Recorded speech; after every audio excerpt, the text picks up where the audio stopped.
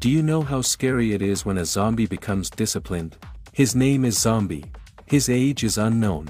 When he died is also unknown. He only remembers the first day after the zombie outbreak. He was unable to escape and became one of them.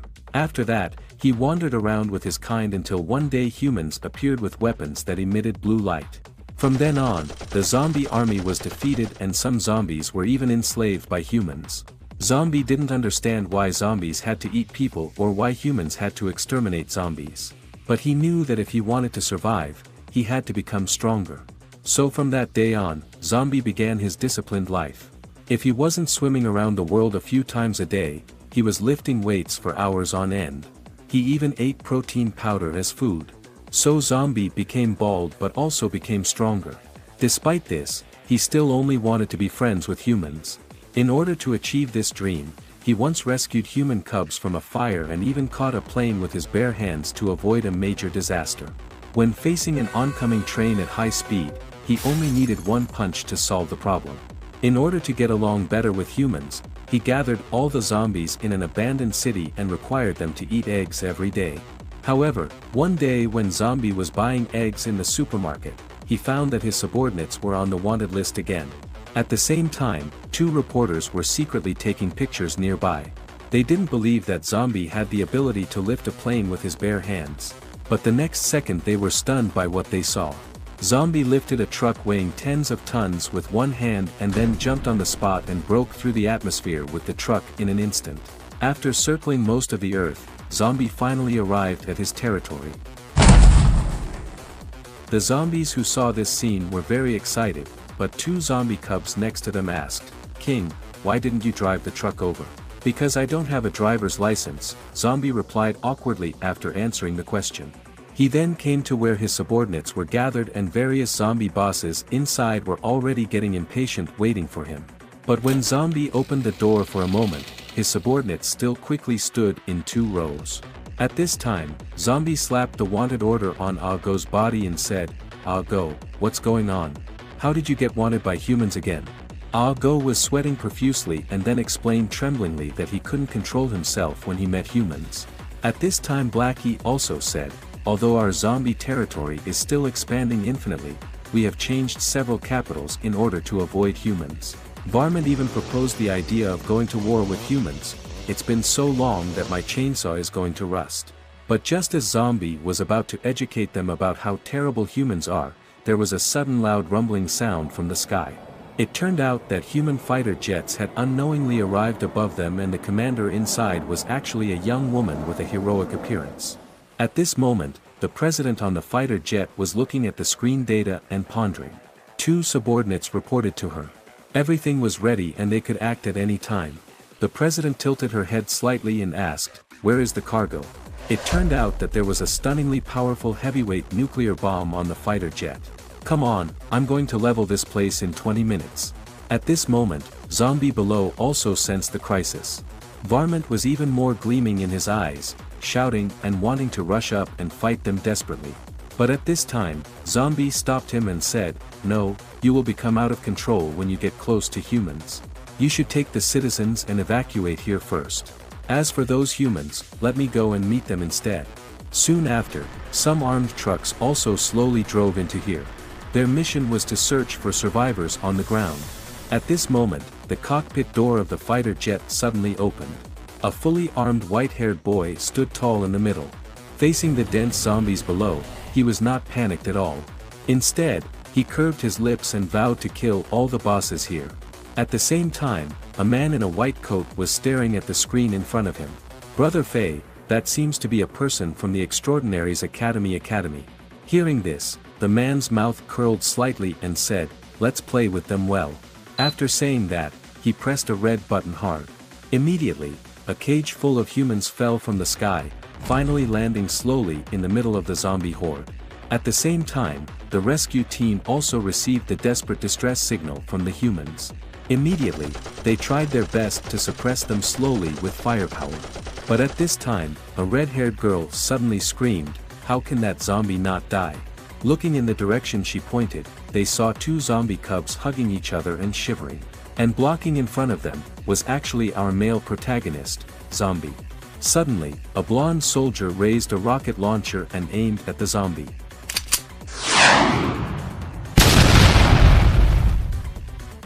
However, at this time someone reminded the blonde soldier, "Sir, we seem to have bombed the wrong person.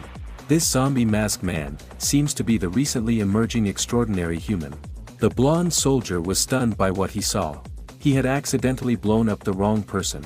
But as the white smoke cleared, Zombie was standing there unharmed, touching his head with a puzzled look. At this moment, President on the fighter jet suddenly spotted the zombie boss's trail. So she ordered the white-haired boy to go to Zone B and intercept him. As soon as she finished speaking, the white-haired boy immediately leaped from the fighter jet at a height of 100 meters. On the other side, the man in the white robe started his mysterious plan in a certain room. "Brother Faye, I didn't expect them to evacuate the civilians. They are not to be messed with." Hearing this, Faye smiled slightly and tilted her head. "Let's give them something fun then." The green-haired man nodded immediately in understanding. Then under his control one of the zombies in the horde suddenly underwent a horrifying mutation in a short while.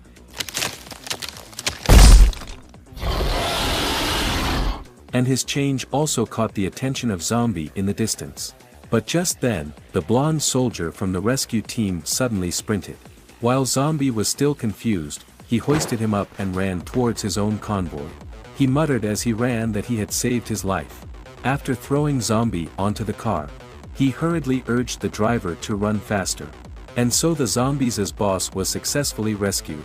On the way, the red-haired girl asked him why he always wore a zombie mask. Zombie looked embarrassed when he heard this. He didn't know how to answer. Meanwhile, the other rescue team also ran into trouble. They saw the mutated zombie lift up a bus. Then he threw it at them with great force. Fortunately, the white-haired boy appeared in time. He cut the bus in half with just one slash. The crowd cheered when they saw this scene. "Great, it's the president of the Academy's swordsmanship club. We're saved now." Marshall told them to take the civilians away first. He would handle the rest. Just then, the zombie let out a piercing scream, as if it was suffering from great pain. Marshall noticed this and quickly drew his knife. Facing the zombie's attack, he slashed down. The zombie's body instantly cracked with numerous fissures, then exploded with a bang, shattering into pieces. He thought he could end the fight early, but he heard a rush of footsteps, interrupting his sense of victory. Marshall turned his head and looked at the source of the sound. He saw Zombie had quietly walked to the side of that zombie without him noticing. Zombie said, "I'm sorry, I'm too late." When Marshall heard that, he immediately classified him as one of the zombies. Then he raised his knife and slashed at Zombie. But the next second he was stripped naked and hung on a power pole. At the same time, the soldiers on the plane also noticed something was wrong. "Oh no! Marshall's health is dropping fast." The president was stunned to hear this. Marshall was actually defeated.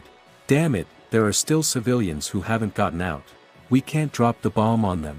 She gave a slight shake and jumped off the fighter jet. Zombie was baffled by what was happening. Another figure appeared in the air, speeding towards him. It was the commander of this mission. She quickly drew her sword from her waist. And then she slashed at Zombie with her move, White Blade. But the next second, the sword that could cut through anything shattered with a loud crack. President, who witnessed this scene, was incredulous. Zombie, on the other hand, was unscathed. President's eyes widened slightly. "What the hell is this thing?" She then hastily jumped back and put several meters of distance between them. Zombie looked a bit embarrassed at the woman who suddenly appeared, and quickly explained, "Well, I already apologized earlier." Hearing the zombie speak, President was also shocked. But she wouldn't let go of the enemy in front of her, and immediately pulled out her second sword, coldly saying, "Come on, let me see how powerful you really are." Zombie shook his head helplessly. "I said, can't you humans listen to me patiently until I finish talking?" Before he finished his sentence, President rushed at him like an arrow. She thought her speed was unmatched, but she didn't expect to miss this strike. She immediately turned 360 degrees and used her ultimate move, Red Blade. Red flashes of light swept across, cutting everything in half that they touched, even the buildings around them. However, under such an attack, Zombie just bent down slightly and dodged it. "Damn it, you're playing with me." The survivors around were almost done evacuating, and even Marshall, who was knocked out by the zombie, was dragged onto the car. The assistant on the fighter jet called President urgently, telling her to come back quickly.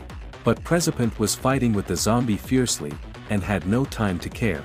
The zombie was also helpless. Why was this woman so persistent? President had never been able to touch the zombie's edge, and now she was almost going crazy. They chased each other across half of the city. President saw that she couldn't catch up with the zombie, and immediately activated her second form. Her calves suddenly spewed out a lot of white gas, and after charging up, she shot out like a sharp sword. She came to the zombie's back in an instant, and then used her strongest move. The two landed almost at the same time. Target eliminated. President thought she had taken care of the zombie. As she was talking to the fighter jet on the radio, a mysterious force was plotting something on the other side. They had even planted a spy in President's team. Just when everyone was cheering for their rescue, the spy on the jet suddenly activated the nuclear bomb launcher. And then he pressed the button without hesitation. With a click sound. The next second, the heavy-duty nuke dropped from the jet. At this point, the spy in the cockpit had been subdued by the other two. When they reported this news to the others, everyone showed a fearful expression, looking at the nuke that was falling fast. President started to panic too. Then she quickly opened the ejector seat and tried to jump back to the jet. But the next second she froze in place. It turned out that her fight with zombie had drained all her energy. Just when President didn't know what to do, zombie suddenly appeared in front of her with a flash. Then before she could react, zombie grabbed her and spun her around on the ground. Then President was thrown into the sky, and finally landed precisely on her jet. It took her a while to come to her senses. Suddenly, she realized with horror that the zombie was still alive. At this point, the nuke was less than 1 kilometer from the ground. However, zombie didn't seem to have any intention of dodging. He lifted his foot and kicked hard. The ground cracked open around him as the center. And zombie flew into the air like a sharp sword. For his citizens, he bravely faced the nuke. Just before he touched the nuke, zombie stretched out his fingers and clenched them. With a bang, he actually smashed the nuke's warhead flat. Everyone who saw this scene showed an incredulous expression. A loud boom echoed through the sky and earth. As a huge mushroom cloud rose up, zombie completely disappeared into the flames. After a long time, when the flames slowly died out in the ruins, President on the jet showed a terrified expression. She saw a figure falling from the sky. Zombie scratched his head and thought, "Oh, I have to spend money to buy clothes again." While zombie was worried about having nothing to wear, President on the fighter jet started to feel depressed. What's wrong with President? Why is he so gloomy? You better not ask. President fought zombies all his life, but now he was saved by a zombie. That kind of mood would make anyone unhappy, right? But then another subordinate suddenly shouted, "President, you got it wrong." She took the zombie's file and came forward to explain. This guy is not a zombie. He is an abnormal human who likes to wear a zombie mask lately. Hearing this, the girl's face instantly darkened like she wanted to eat someone. The next day, a ragged man came to the human city. Zombie quickly teleported to a phone booth. He was relieved when he learned that his men had safely retreated. But little did he know, his every move in the city was captured by the cameras. As soon as he returned to his rental room naked, President spotted his trail through the surveillance. At this moment, Zombie seemed to feel that he was being watched. And looking at the naked zombie, the girl's face was full of black lines. One day, Zombie was doing his usual self-discipline training. But thinking of his brothers who were still homeless, Zombie couldn't help but wonder. He didn't know if they had settled down well. However, at this moment, his door was suddenly kicked open by someone. It was the woman he had saved before. She ordered her men to start moving things around as soon as she entered. While Zombie was still confused, the woman suddenly took out an admission letter and put it in front of his eyes. "We are from the Beyonders Academy. We are here to inform you that you have been accepted. From now on, you are a member of our academy." After saying that, she pointed at Zombie. A few men in suits got the order and approached him in an instant. But Zombie protested quickly. "What are you guys doing? Can zombies go to school too?" However, President insisted that he was just a human wearing a zombie mask. And so, the poor zombie was forced to enroll in the Beyonders Academy. At this point, the redhead girl said, "President, is it okay for us to recruit people privately like this? And the dorms are full now too." Hearing this, President thought for a moment and then said, "Then let him stay with me for now." Zombie was totally confused by the woman in front of him. Seeing that she didn't say anything for a long time, he asked tentatively, "So, do I live here from now on? And where do I sleep?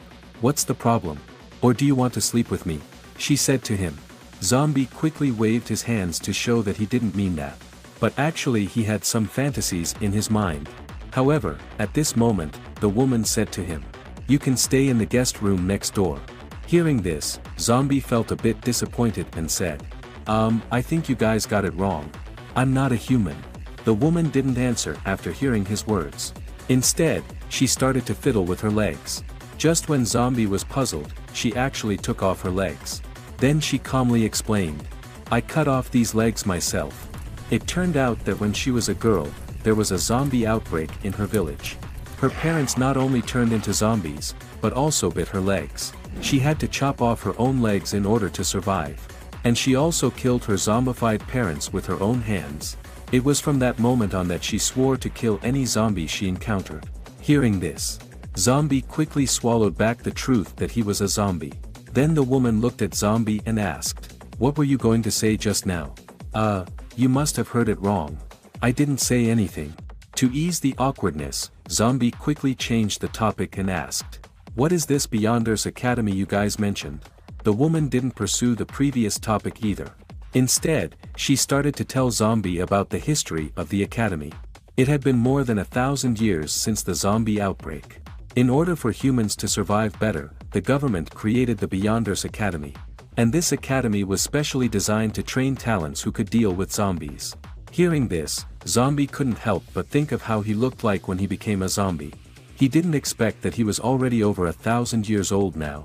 Then the woman said to him, "Tomorrow is the registration time for the academy.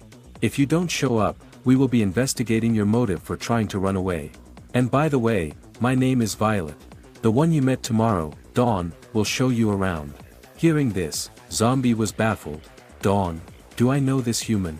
Standing in front of the Beyonders Academy, Zombie looked completely confused, so much so that he didn't even hear Dawn when she tried to greet him. This made Dawn angry and she started to scold Zombie. After throwing a final remark about the upcoming assessment, she stormed off towards the academy. Zombie, realizing he had made a mistake, quickly caught up with her and asked if the school required an entrance exam. As it turns out, this academy only accepts students with special abilities, and if their assessment scores don't meet the requirements, they won't be admitted. They arrived at the assessment site and saw hundreds of new students, each with their own unique physical appearance due to their special abilities. Since there were too many new students, Dawn had to ride on Zombie's head to get a better view. Curious, Zombie asked if he was exempt from the assessment since he had lifted an airplane in front of humans before. However, Dawn explained that lifting an airplane was only considered a common ability in this academy and that the teachers there didn't pay attention to the news. Suddenly, a limping old man slowly made his way to the podium. "Hello, I am your examiner.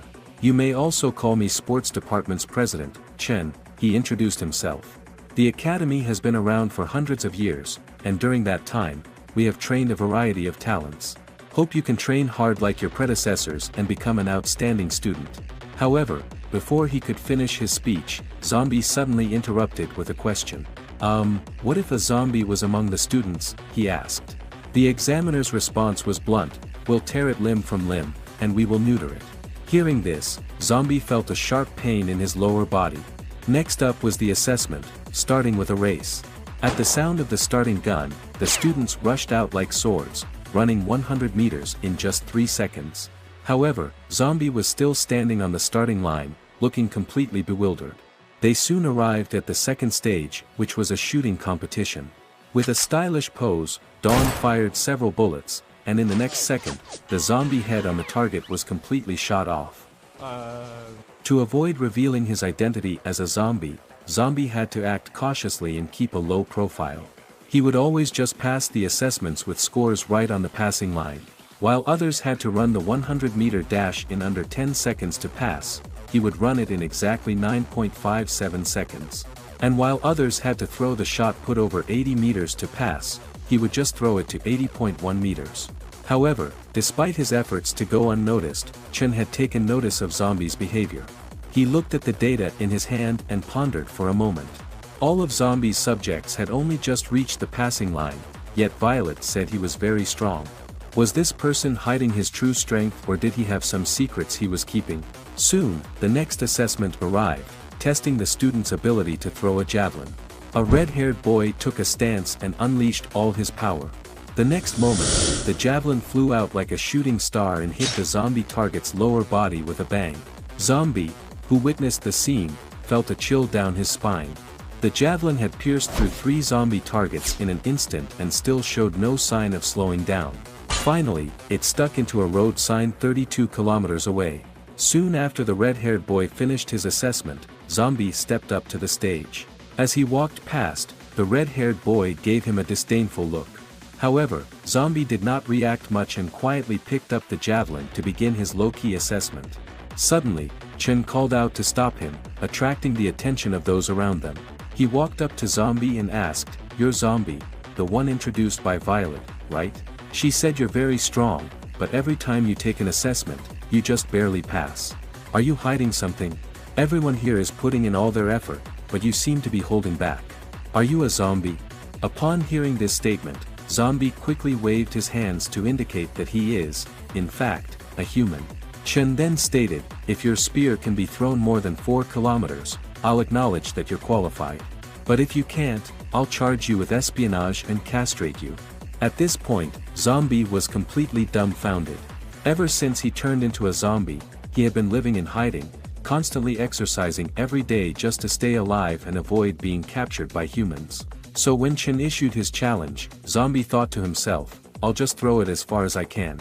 Without hesitation, Zombie raised the spear in his hand, and with a flash of red in his eyes, a powerful energy surged through the exam hall. In just a moment, the spear had flown into space, piercing a satellite with a loud pop and continuing on its trajectory towards the moon. The students in the exam room were all blown away by Zombie's tremendous power. Chen cursed in disbelief at the destruction caused by a mere human. Unbeknownst to him, a gaping hole had been created on the surface of the moon, caused by the spear's impact. The power of this 1,000-year-old zombie is terrifying. His spear, thrown casually, can create a hole on the moon with ease. The force of the throw even caused the entire field to shatter, and the onlooker students were directly lifted off their feet. As they watched the students falling from the sky and the calm zombie in the field, both the examiner and students were amazed and in shock. Dawn looked at Zombie in admiration and asked, "You're so amazing. How far did you throw it?" Zombie scratched his head in embarrassment and said, "I don't know either. I just tried my best like I was told to." Hearing this, a meteorite that was about to hit the Earth was scared out of its wits. After passing the test, Zombie successfully passed the assessment. He asked Dawn if he could go home now with his certificate. Dawn looked at him as though he were a fool and said, "Why would you want to do that? With your strength, you could become a president. Do you know how much authority the president of a department has?" Zombie looked confused at Dawn's words. Dawn explained to him, "Take Violet, the Blade Department's president, for example. She not only commands an army, but can also use tanks, airplanes, and artillery at will, and even has the authority to use nuclear weapons. She even manages a city with a population of 40 million. And even the mayor is under her control. Strictly speaking, she is the true mayor." However, none of this impressed Zombie as he had his own city to govern. Soon, led by Dawn, they arrived at the biotech department. This is the logistics department for the students, and any student who passed the test could come here to choose a weapon. Zombie saw a picture frame on the table with a harmonious family of 4, which reminded him of his own family. Dawn explained to him, this was Professor Jamie, the former president of the biotech department, who was fondly known as the logistics minister.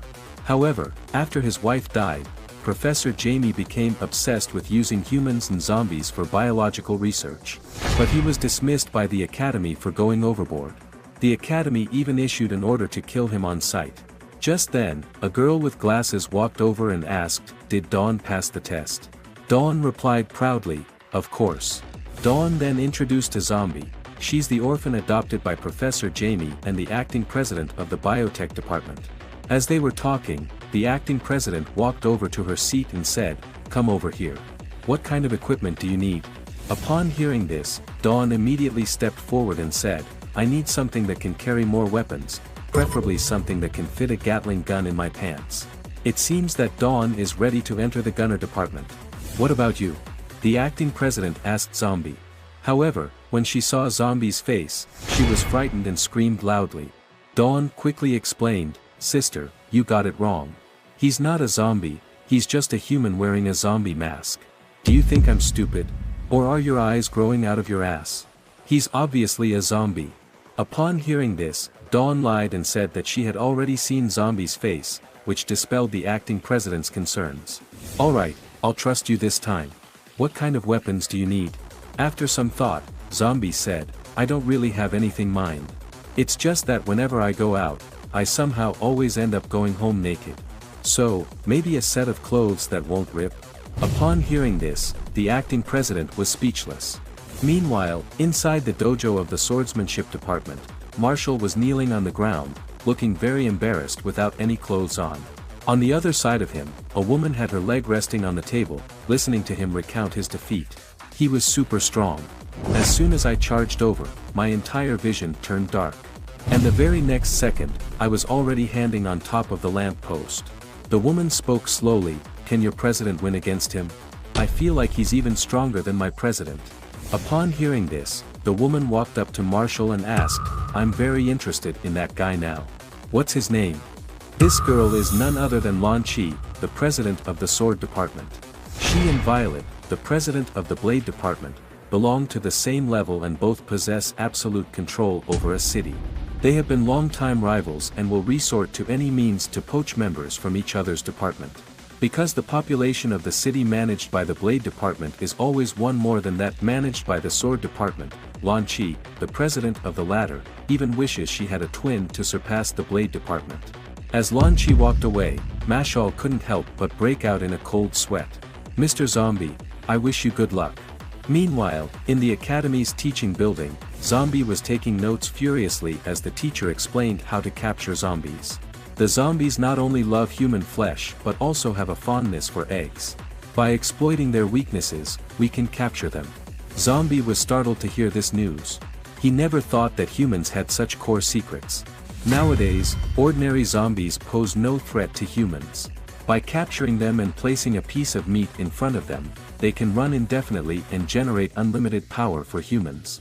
Moreover, by refining them into corpse oil, the humans can also solve the fuel problem in industry. The thought made Zombie work even harder to take notes. Just then, Dawn curiously approached him. "What are you doing?" Zombie replied without looking up, "I want to write down everything the teacher says so that I can tell my family when I go home." Hearing this, Dawn looked puzzled. "Your family?" At that moment, a broadcast came on, "All students, please note that the new first-year students should gather in the indoor venue." Shortly afterward, the indoor venue of the academy was crowded with people. Just as Zombie and Dawn were wondering what was happening, Violet, the president of the blade department, walked over and said, "This is a very important meeting. You all better be quiet. You were introduced by me, so don't cause me any trouble." At the same time, on the other side, Lan Chi stared curiously at Zombie and wondered, "Is that guy Zombie? He doesn't seem very smart and doesn't appear to be very powerful either." She then prepared to have her subordinates test Zombie's strength. Just then, the door of the indoor venue opened, and a man with several robots walked in. This man was the president of the Mechanical Life Form Department, who also happened to be Grand President of the Academy. Everyone bowed and paid their respects to him. Seeing Zombie standing there stupidly, Dawn pushed down his head and said, "What are you doing?" This is the president of the Mechanical Life Form Department, one of the most powerful people in the Academy. As the Grand President walked past Violet, he patted her on the shoulder and said softly, "Thanks to you for the last operation, you did a great job." Seeing this scene, Zombie looked puzzled and wondered if something was going on between them. Dawn smirked at him and asked if he was jealous. Zombie replied that he was just asking a casual question. He then asked Dawn if the Grand President was powerful. Dawn explained, "Do you remember Professor Jamie I told you about before? He was the last batch of people to conduct biological research before he was wanted. Among the tens of thousands of experimental subjects, only he survived. After Professor Jamie was wanted, he founded the Mechanical Life Form Department. His strong power convinced people, and he successfully increased the city's population under his management to 50 million.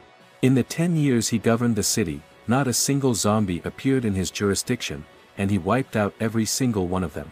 Hearing this, Zombie was suddenly frightened and broke out in a cold sweat.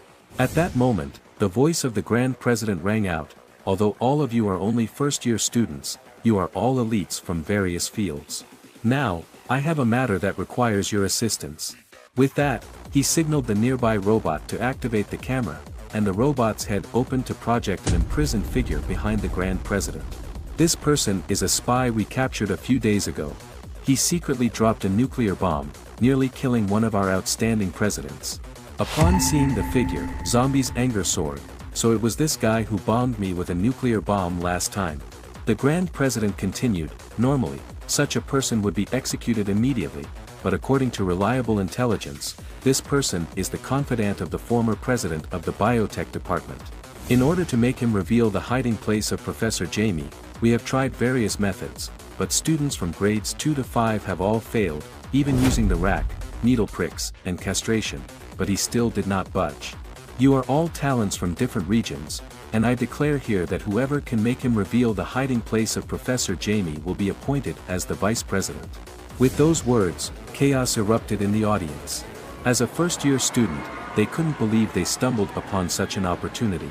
The students then began to sign up, displaying their unique skills and abilities. Some resorted to verbal intimidation, some resorted to offering incense and praying, some resorted to banging drums and gongs, and still, others even recited scriptures. Watching these peculiar actions from the students, Violet felt a wave of dizziness, wondering what kind of talented individuals she had recruited. 2 hours later, though students tried every trick in the book, they still could not extract any information from the prisoner, nor could they even make him speak.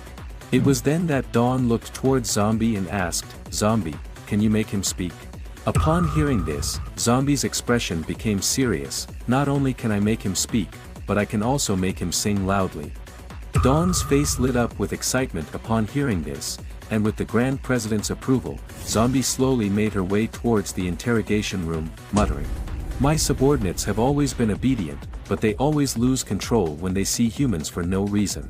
I hope this human can explain something." Those who did not understand the truth, like Violet and Dawn, were puzzled by his sudden enthusiasm.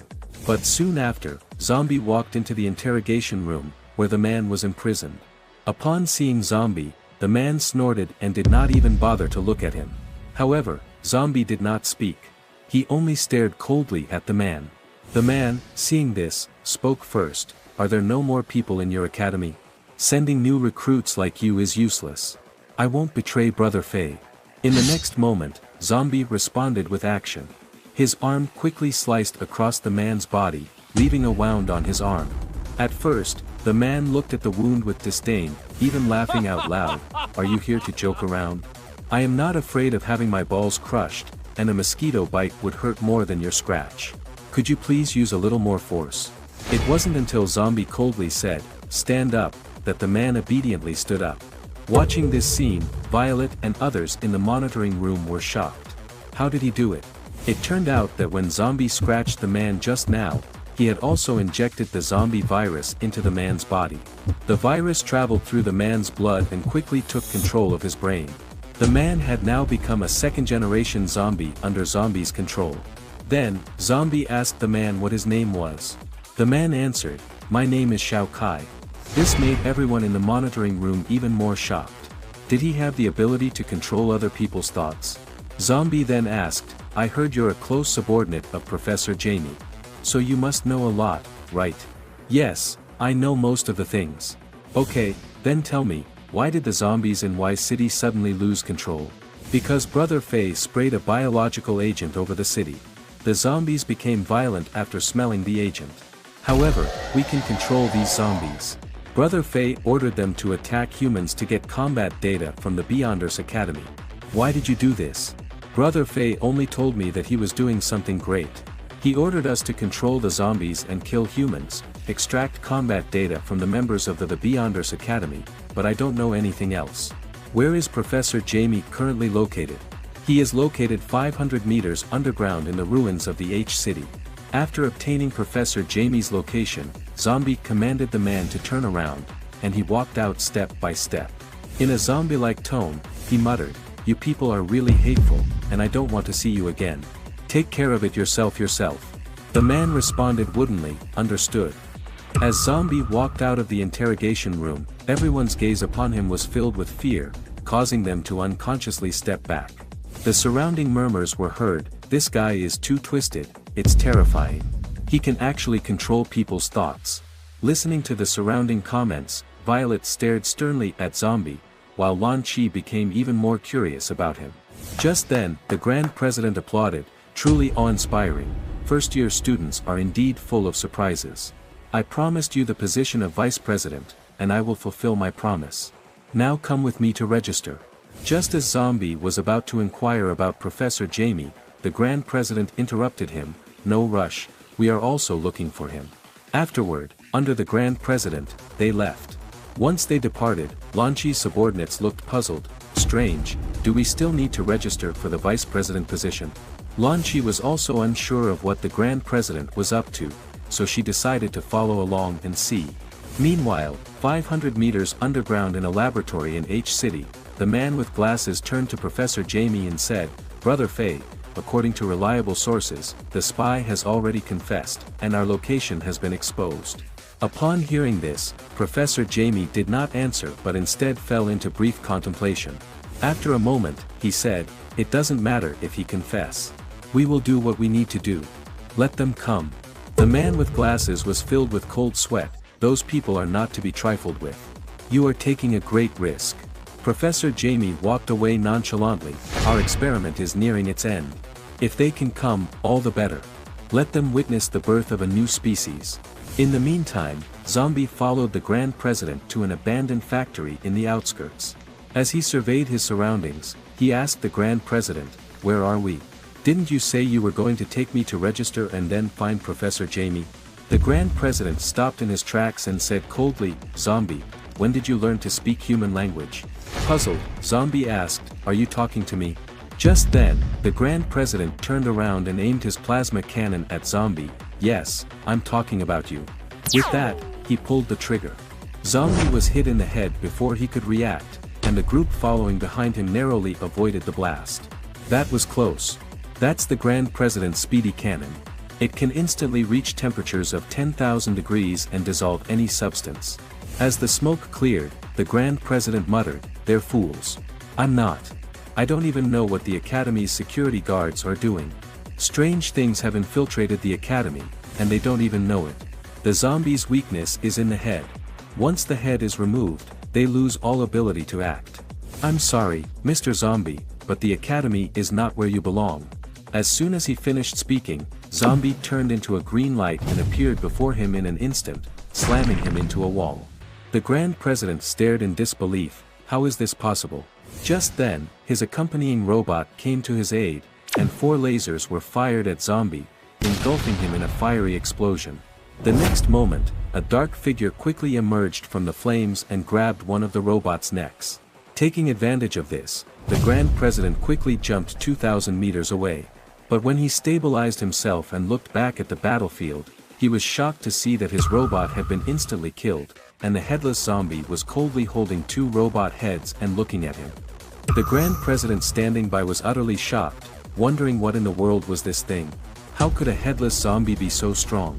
Even Lan Chi and her subordinates, who were hiding on the side, were completely bewildered. Just then, Zombie suddenly exerted a burst of energy and appeared next to the Grand President in the next second. However, to his surprise, the Grand President was not slow either. While dodging Zombie's attack, he was still able to counterattack with ease. But despite his efforts, the Grand President's speed was not enough to land a hit on Zombie. The Grand President was now terrified. How could this headless creature be so agile? He didn't have time to think, as Zombie's fist was already swinging towards him like lightning. At the last moment, the Grand President hastily stepped back and retreated dozens of meters away. Very good, you are the first zombie that has forced me to use my full strength. I hope this battle won't end too quickly. Hearing this, Lan Chi knew that the Grand President was now taking the fight seriously. Meanwhile, Zombie suddenly underwent a transformation. His head, which had been crushed before, had grown back out of nowhere. Seeing this, both Lan Chi and the Grand President were completely dumbfounded. What kind of creature was this? Zombie spoke up, let's talk, I don't want to hurt you. Feeling the small wound on his neck, the Grand President slowly took off his clothes and said, your plan may have gone awry. I am a robot, and you cannot control me. As soon as he finished speaking, several figures flew towards them in the air. In just a few breaths, those beams of light converged on the Grand President. As the white mist slowly dissipated, a mech-covered robot appeared on the field. Zombie, I hope you can hold on a little longer, because I haven't used my full strength in a long time, the Grand President said. With that, he rushed towards Zombie at an extremely fast speed, kicking him in the chin in an instant. Not only that, but before Zombie even landed, the Grand President flashed below him and landed a heavy punch on his chest, sending Zombie flying into the air for hundreds of meters. The two people watching from the side were completely stunned. Was this the Grand President's true strength? The Grand President quickly flew to Zombie's upper side, and then countless impacts were heard as Zombie was punched in midair by the Grand President countless times. When he felt he had had enough, the Grand President flashed in front of Zombie and kicked him to the ground. Just as Zombie landed, the Grand President's chest suddenly lit up with a red energy light. The next second, a powerful shockwave was sent towards the ground, and the terrifying energy shook the surrounding buildings to pieces. The Grand President, who had finally stopped attacking, breathed a sigh of relief and said, he must be dead this time. But as the smoke slowly dissipated, Zombie appeared again, unscathed. The Grand President was completely incredulous at this sight. Suddenly, Zombie yelled towards the sky, and the terrifying force made Lan Chi and her partner, who were hundreds of meters away, almost unable to stand. The Grand President's mech in the field even cracked on the spot. As Zombie slowly stopped howling and turned around, Lan Chi and the other spectator were completely shocked. Because at this point, Zombie had transformed into a completely different form. As soon as Zombie's second form appeared, it triggered countless anomalies in the world. A hurricane began to swirl around him, with Zombie at its center, even affecting the entire city's airspace. Dawn, who saw this scene from afar, was incredulous, while Lan Chi, who was on the battlefield, was too scared to even breathe. Just as everyone was at a loss, Zombie, who was still in the abandoned warehouse, finally spoke up, I told you from the beginning that I didn't want to go to war with humans. Hearing this, the Grand President was stunned, but before he could argue, Zombie suddenly tilted his head and smiled wickedly, so, how do you want to die now? This eerie scene left Lan Chi and the others horrified. Not only had Zombie's appearance changed, but his personality had also undergone a transformation. The two immediately began to try to escape at breakneck speed, as their own lives were at stake. However, the Grand President, who was still on the field, did not consider his own situation at all and even boasted, I've never been afraid of any zombies my whole life. He then challenged the zombie to a fight. Meanwhile, Lan Chi and Dawn had already fled far away and were thinking that they were now safe. Suddenly, a figure flew past them with a loud bang. Seeing this, the two of them were instantly terrified, as the Grand President was actually shattered into pieces by a single punch from Zombie. Before they could react, Zombie had already flashed in front of them. The Grand President quickly shouted for his mech, but the robots were blown to pieces by a single bang from Zombie while still in midair. The explosion's shockwave also knocked Lan Chi and Dawn out of the sky. Seeing this, the Grand President urgently yelled at them to help clear the zombie, but Lan Chi didn't even want to listen. Who dares to go up against that thing? The three of them quickly ran away in different directions. However, the zombie, who saw this scene, didn't move. Instead, he raised his right hand and then plunged it into the ground. The next second, the previously calm new city began to shake, and Lan Chi, who was running away, suddenly froze, as a concrete road suddenly appeared in front of her. Even the Grand President next to her was hit by the sudden appearance of the road. It turned out that Zombie had lifted the entire developing new city. Everyone who saw this was confused. What was happening? Was there an earthquake? On the other side, Dawn also couldn't believe what she was seeing.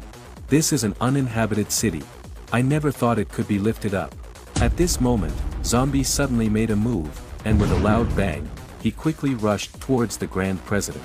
In an instant, Zombie pressed his hand on the Grand President's forehead, and then he grinned wickedly and said, "So, are you scared now?" At this point, Zombie smiled with a touch of devilry and said, "Although I have no control over the robots, your brain doesn't seem like it's a machine, is it?" With that, he used his finger to slice the scalp of the Grand President. In the next moment, countless zombie viruses instantly occupied the Grand President's entire brain. Zombie read some memories from his brain. It was unexpected that the seemingly arrogant president was also a pitiful person. At the age of 5, both his parents passed away due to an accident. He was then captured by Professor Jamie for human modification, and it could be said that there was hardly a normal part of him below his head. Seeing this, Zombie couldn't help but pity him and said, "Do you think living like this is any better than being a walking dead like us?" With that, he released him. Lan Chi below saw what happened and hurriedly rushed over to catch the barely breathing president. At this moment, she was also horrified. She never thought that Zombie had the ability to read other people's memories. Later that night, Zombie hurriedly ran back to his dormitory, thinking to himself as he packed his luggage, "Why couldn't I control my emotions again? Now I'm exposed. I should run away quickly." However, when he was ready to leave with his luggage, Violet suddenly appeared and stopped him. Zombie was very helpless at this moment. He was clearly a very kind zombie who really disliked killing, but for the sake of his freedom, he turned around and rushed towards Violet. However, at this moment, Violet suddenly displayed a letter of appointment, and said, "From today on, you are the Vice President of the Abnormal Academy." Zombie was very confused when he heard this, but the appointment letter in front of him didn't seem to be fake. He then instinctively asked, "Did the Grand President personally seal this with his stamp? Also, didn't he tell you anything else?" Violet slightly tilted her head and said, "The Grand President only said that you are a rare talent, without saying much else." At the same time, when Lan Chi learned that the Grand President wanted to keep Zombie, she was shocked. However, the Grand President said, "Whether he is a zombie or a human is no longer important. The most important thing is that he can help us catch Professor Jamie." He then asked Lan Chi how the arrangements for this matter were going. Upon hearing this, Lan Chi said that everything was prepared and they could leave at any time. "Very good. I hope we can successfully catch Professor Jamie this time." The scene then shifted to an abandoned small town where Varmint angrily roared, "Our king has been captured by humans, what should we do? Kill the humans and rescue the king." The zombie minions were filled with passion. However, Blackie on the rooftop expressed disdain. "How could our king be captured by humans? I think it's just Varmint being idle." After a few peaceful days, a carrier suddenly appeared in a certain sea area. The Grand President stood in the command center and shouted into the microphone, "Listen up, everyone. We only have one chance, and we must catch Professor Jamie at any cost." They soon arrived at the ruins where Professor Jamie was hiding. However, Zombie, with Dawn, was wandering around like window shopping. Just then, a group of armed human forces suddenly appeared. When they saw Zombie, they all saluted him, leaving him feeling very confused. At this moment, a captain stepped forward and reported, "Starting today, the 56th Army composed of 120,000 people will only listen to Vice President Zombie's arrangements." Observing the 120,000 humans at his command, Zombie curiously inquired, "Would you be willing to die for me if I asked?" As his voice faded, a soldier immediately pulled out a grenade, shouting, "It would be an honor." Zombie was left speechless, wondering if the man was mad. But at that moment, a discordant voice interrupted his thoughts, "I don't understand how such an important strategic location is guarded by a weakling. You should hide behind us, lest you cause harm." At this point, Dawn exclaimed, "Are you the president and vice president of the Steel Blade Department from the Stainless Steel Academy?" Simultaneously, on the aircraft carrier, an armored youth scoffed, "Has your academy run out of people? Sending a novice to guard such a vital position?" Lan Chi immediately retorted, "If you're going to help, help. Don't babble in front of me." The Grand President joined in, saying, "Do you believe that this novice could beat you senseless?" The Stainless Steel Academy's Grand President scoffed, and informed them that reinforcements were on the way, just wait and watch. Meanwhile, in a control room several kilometers underground, someone asked, "Brother Faye, they've all entered the city. What should we do?" Professor Jamie responded with an evil smile, "Let's play with them first." Pressing a button on the console, hordes of zombies converged on Zombie from all directions. Suddenly, Glasses Man noticed something strange among the zombies. It turned out that Varmint wanted to find humans for revenge, and had incited the dead to attack them. But only one arrived the next day, and after handing over gasoline to Varmint, fled at top speed. Before leaving, he claimed he wouldn't dare disobey the king's orders. Varmint was speechless. Why not just keep it from the king? These cowardly fools, it's just a few humans. Watch me cut them down. However, curiosity compelled him to sniff the green gas floating in the air. Glasses Man was overjoyed seeing this, as he hadn't expected this zombie's data to be so exceptional. He couldn't help but laugh. "Come on. Show me your strength." Meanwhile, on the surface, the weaker zombies were quickly dispatched. Looking at the bodies, Zombie was puzzled. "These don't seem to be from my horde." Hearing this, Dawn quickly turned away, feigning ignorance. The president suddenly stepped forward, taunting, "You weaklings should go home and not get in the way." But before he could finish, distant roars erupted. Seeing this, Zombie hurriedly asked, "Varmint, what are you doing here?" Varmint didn't answer, instead downing the gasoline in his hand. Dawn was dumbfounded by the sight. What on earth is this? Suddenly, Varmint pulled the trigger on his chainsaw, and the engine roared to life. At that moment, Varmint mustered his strength and let out a forceful roar. In an instant, the surrounding structures cracked and crumbled. Dawn, who stood directly opposite him, was sent flying through the air. Fortunately, Zombie appeared in time to shield them from the brunt of the attack. With terror etched on her face, Dawn inquired, "What on earth is this creature?" By now, the entirely uncontrollable Varmint was ranting about annihilating all of humanity. The president of the Steel Blade Department, intrigued by these words, remarked, "Impressive, a formidable zombie at last." However, Zombie grabbed Dawn and sprinted away. Confused, Dawn asked, "Why are we running? Isn't the president here?" Zombie, without looking back, replied, "Don't be foolish, that creature is indestructible." Hearing this, Dawn was taken aback. Zombie then warned, "Varmint possesses a genuine, undying body." Yet, their escape was misinterpreted by the president of the Steel Blade Department as Zombie's fear. Before he could finish his mockery, though, the vice president was sent flying by one of Varmint's punches. Resounding crash, the president finally realized the gravity of the situation and urgently inquired, "What's happening? What just occurred?" At this point, the vice president was speechless. When the president looked again, Varmint had already materialized before him, and a rapid series of thuds from their ensuing battle echoed throughout the area. Inside the surveillance room, Glasses Man gasped, "Incredible. This creature's combat prowess is off the charts." Meanwhile, the president of the Steel Blade Department was faring poorly.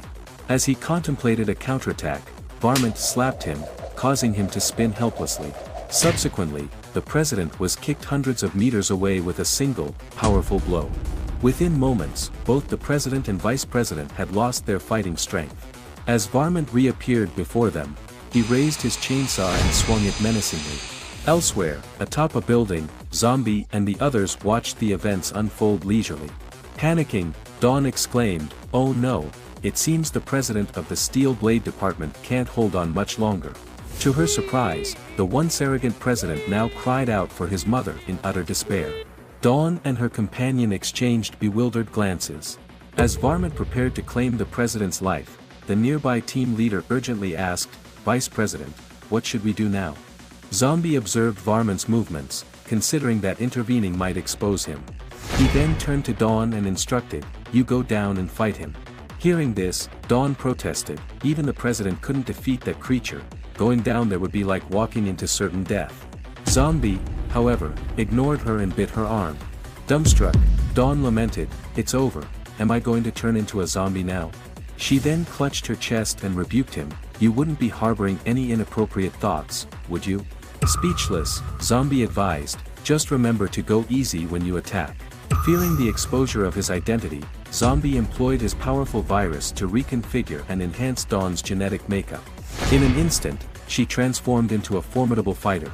As Varmint was about to defeat the Steel Blade Department's president, Dawn hastily hurled a rock at his forehead. Irritated, Varmint turned and roared, "Who dares to interrupt my affairs?" Unruffled, Dawn stepped forward and challenged, "Saw Wielder, what satisfaction do you find in bullying the weak? Come, entertain me instead." Varmint hesitated, then retorted with a fierce glare, "Who do you think you are? Worthy of battling me? What, are words your only weapon? I assure you, I can reduce you to tatters in mere moments," Dawn replied, swiftly producing a customized Gatling gun. In a blink, a barrage of bullets sped towards Varmint. Unexpectedly, Varmint evaded the onslaught with a casual series of dodges. However, the Steel Blade Department's president behind him was not as fortunate. But for the steel armor he donned, Dawn's bullets would have claimed his life before Varmint could. Seizing the moment, Dawn teleported in front of Varmint and leaped into the air, performing a 360-degree aerial spin. As she soared above Varmint's head, she hastily released 2 high-explosive grenades and shoved them into his mouth. A deafening boom resounded as Varmint was engulfed in flames. But once the smoke dissipated, he emerged unscathed, scoffing, "I am immortal, your efforts are futile." Before he could finish, a shotgun blast struck his face. Dawn, grinning wickedly, taunted, "Not bad, but that was merely a warm-up." Meanwhile, the squad captain inquired curiously, "Vice President, what exactly did you do to her?" Zombie replied nonchalantly, "Merely a minor genetic modification. Moreover, this is only the beginning, I can make her even stronger." Back to Varmint. Although immortal, he found the relentless barrage unbearable. Dawn, seemingly invigorated, let out a maniacal laugh. Witnessing this, the Steel Blade Department's president and vice president despaired, yearning for the safety of home. Suddenly, Varmint seized the initiative and charged at Dawn, only to be trampled and kicked in the face. The force of her blows sent him hurtling hundreds of meters back. Hoisting a rocket launcher, Dawn roared, "You claim to be immortal. Try this on for size." Varmint, disheveled from the beating, noticed nearby gasoline. Desperate, he guzzled an entire barrel. Simultaneously, Dawn's rocket hurtled towards him. With a flash, the projectile split in 2. Reinvigorated by the gasoline, Varmint's combat prowess soared, and he managed to bisect Dawn. The Steel Blade Department's president and vice president lamented, "It's over, we're doomed." Smirking haughtily, Varmint jeered, "I told you I am immortal. Heed my warning in your next life." However, at that moment, Zombie on the rooftop clenched his fist. Miraculously, Dawn's severed body began to mend itself. Varmint gaped in astonishment, never suspecting that Dawn, too, possessed the power of immortality. This is the proper way to wield a Gatling gun. One swift blow, and even Varmint is left bewildered for a moment. It turns out that just recently, Dawn, under the influence of Zombie's super virus modification, not only experienced a significant surge in combat prowess but also gained an undying body similar to Varmint's. Witnessing this spectacle, the 2 presidents present wished nothing more than to flee home to their mothers. However, the 2 combatants in the arena seemed to grow more invigorated with each clash. Dawn, wearing a wicked grin, roars, "Impressive, isn't it? Today, I am feeling generous, I shall accompany you to the bitter end." Upon hearing these words, Varmint is left dumbfounded. What is going on? It seems that Dawn appears even more like a zombie than he does. Zombie, who is observing from the rooftop, never expected Dawn's potential to be so immense after undergoing genetic mutation. Yet, her entire skeleton has been shattered, and the pain from being bisected earlier is all too real. The battle must be concluded quickly. Varmint, since you refuse to stay home, do not blame me for using Dawn's hand to thrash you. With Zombie's deliberate manipulation, Dawn's latent potential is once more ignited. In an instant, she appears before Varmint. A thunderous boom resounds as Dawn's fist connects with Varmint's face, sending him flying dozens of meters away. Just then, Dawn reappears behind him and mercilessly smashes the butt of her gun into Varmint's forehead. As the dust settles from the echoing bang, Varmint crawls from the pit only to be met by Dawn in a relentless barrage of blows. At this point, Varmint has no ability to fight back. Anticipating yet another combination attack, he hastily surrenders, promising to return home immediately and never venture out again. Upon hearing this, Zombie's face contorts with embarrassment, while the bespectacled man observing from the control room is equally baffled.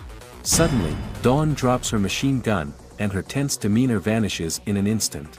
Seizing this opportunity, Varmint springs from the pit and lands a surprise punch on Dawn's face. Witnessing this, Zombie exclaims in exasperation, "Dawn, what are you doing?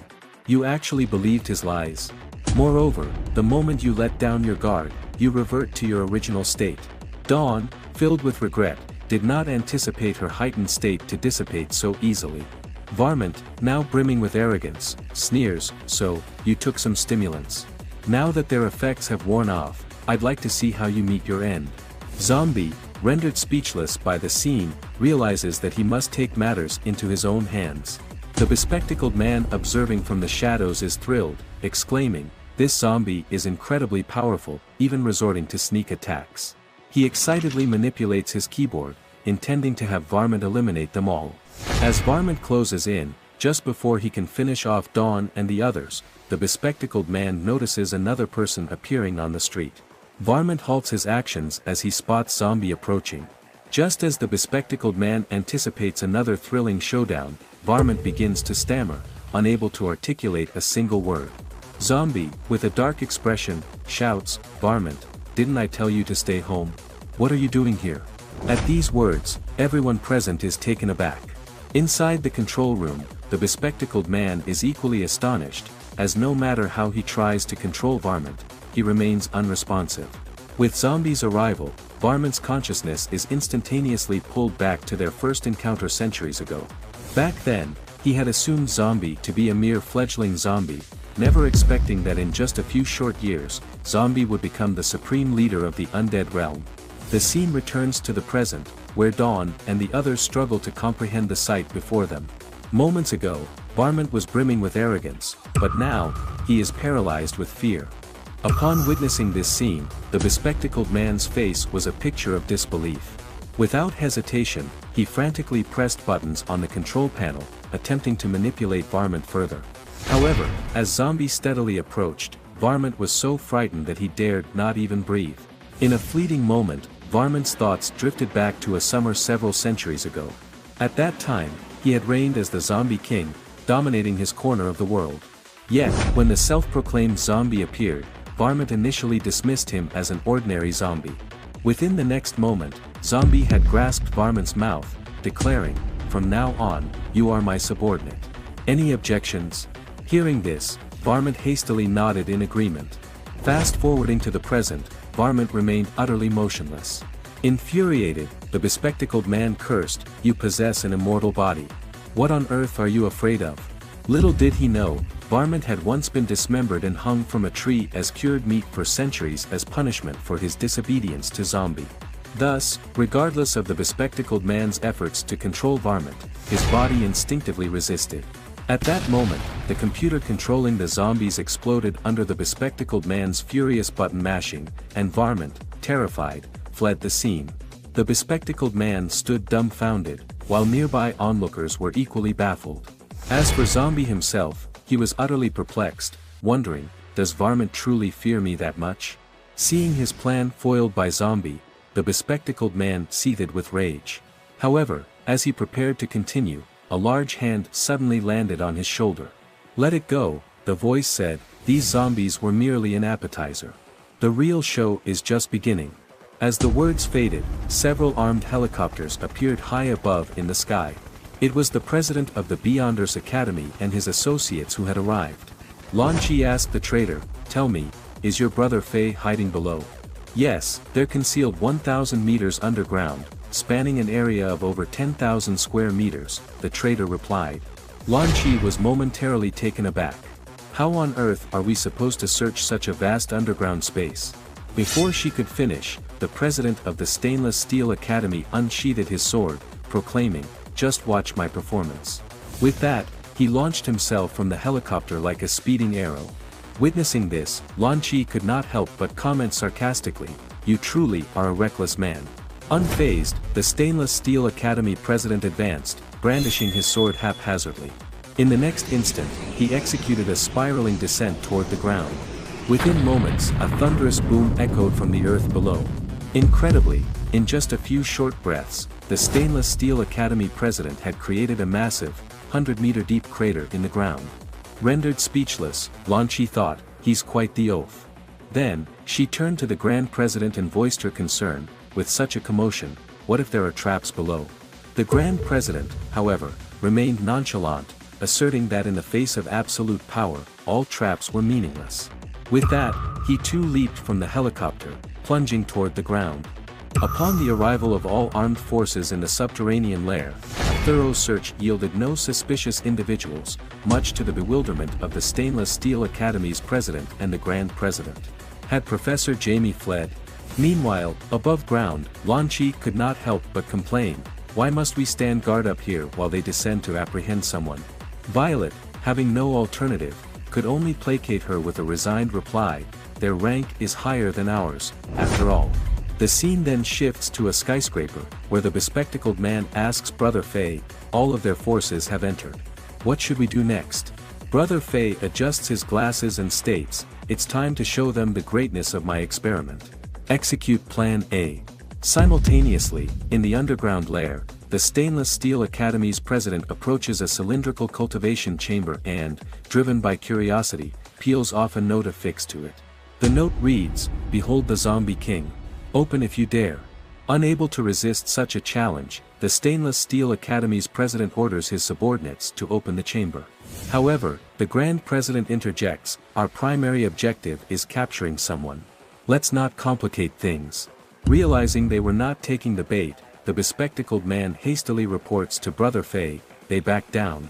Unperturbed, Brother Fei retrieves a detonator from his pocket and, with the press of a button, initiates a countdown on a remote bomb behind the cultivation chamber. Sensing imminent danger, the Grand President knows it's too late to evade.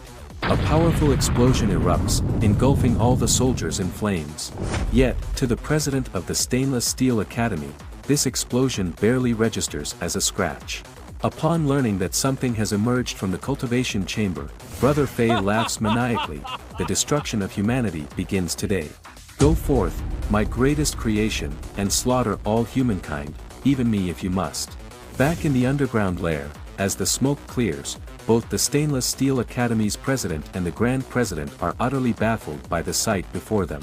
The so-called Zombie King is nothing more than a helpless zombie infant. The two leaders are dumbstruck by this absurd revelation. As the Stainless Steel Academy's president moves to investigate further, the Grand President warns him, "Be careful. The more harmless a creature appears, the more dangerous it can be." Undeterred, the president charges forward, slashing at the creature with his blade. The sea-brother fairly helpless zombie infant evades the attack with an eerie agility. The Grand President exclaims, "I knew it would come to this." He then orders a hasty retreat, shouting to the soldiers, "Withdraw quickly, or we shall all perish." As the soldiers scramble to escape, the Stainless Steel Academy's president, unwilling to admit defeat, scoffs at the notion of a tiny zombie posing any real threat. He launches another ferocious attack, cleaving the zombie in two. As a Brother Fei victory, his triumph is short-lived, as the two halves of the zombie mutate into separate entities. Stunned, the president exclaims, "What kind of monster is this?" At that moment, the two independent zombie infants emit a series of strange utterances, and in another bizarre twist, fuse back together. At that moment, Professor Jamie had already fled to the rooftop. "Brother Fei, let's release the zombies while they're still unaware and make our escape amidst the chaos." With that, the bespectacled man unleashed all the zombies within the city. In just an instant, a horde of zombies rushed towards Lan Chi and her team. However, Lan Chi remained composed in the face of this onslaught. As her subordinate prepared to call for reinforcements, she stepped forward and said, "There's no need. Stand down." She then approached, removing the hairpin that held her hair in place. With a swift motion, the hairpin transformed into a sharp, gleaming sword. In that moment, Lan Chi wielded the sword with the grace and poise of a legendary heroine. With a whoosh sound, she had already kicked the zombie's chin with one swift motion. Successive thuds echoed as she sent every single one of the undead creatures soaring through the air. Utilizing the springiness of a nearby tree, Lan Chi leapt skyward. The vice president, who witnessed the scene, was astonished to see Lan Chi's lightning-fast swordsmanship. In just a few breaths, she landed back on the ground, while the airborne zombies were reduced to mere fragments. The vice president, who had been enjoying his lunch, was left dumbfounded as his plate was now adorned with a top-tier zombie sushi. With her arms crossed, Lan Chi scoffed, these zombies barely served as a warm-up. Meanwhile, the bespectacled man on the rooftop fumed, frustrated that the newly released zombies were so easily dispatched. If only that chainsaw-wielding zombie were still here, I'd make this meddlesome woman suffer. He proceeded to direct more zombies towards Lan Chi. However, at that moment, two peculiar figures emerged from the alleyway. Unexpectedly, it was Ago and Blackie who had arrived on the scene. Blackie approached a zombie and inquired, "Have you seen the zombie in this picture? The one with the chainsaw?" Before he could finish, the wanted poster in his hand was snatched away by the zombie.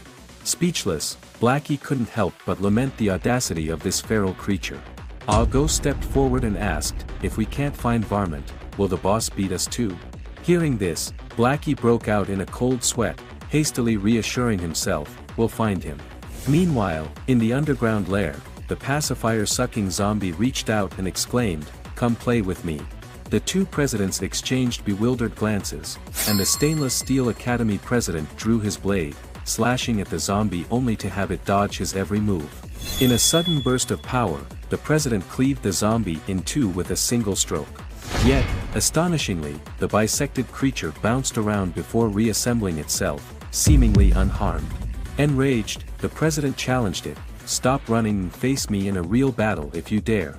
At this, the zombie removed its pacifier, and a bizarre transformation took place. The once diminutive creature now stood as a tall, alluring female zombie. The two presidents gaped in disbelief, wondering, "What on earth is this?" At that moment, the zombie suddenly addressed them, exclaiming, "What's the matter?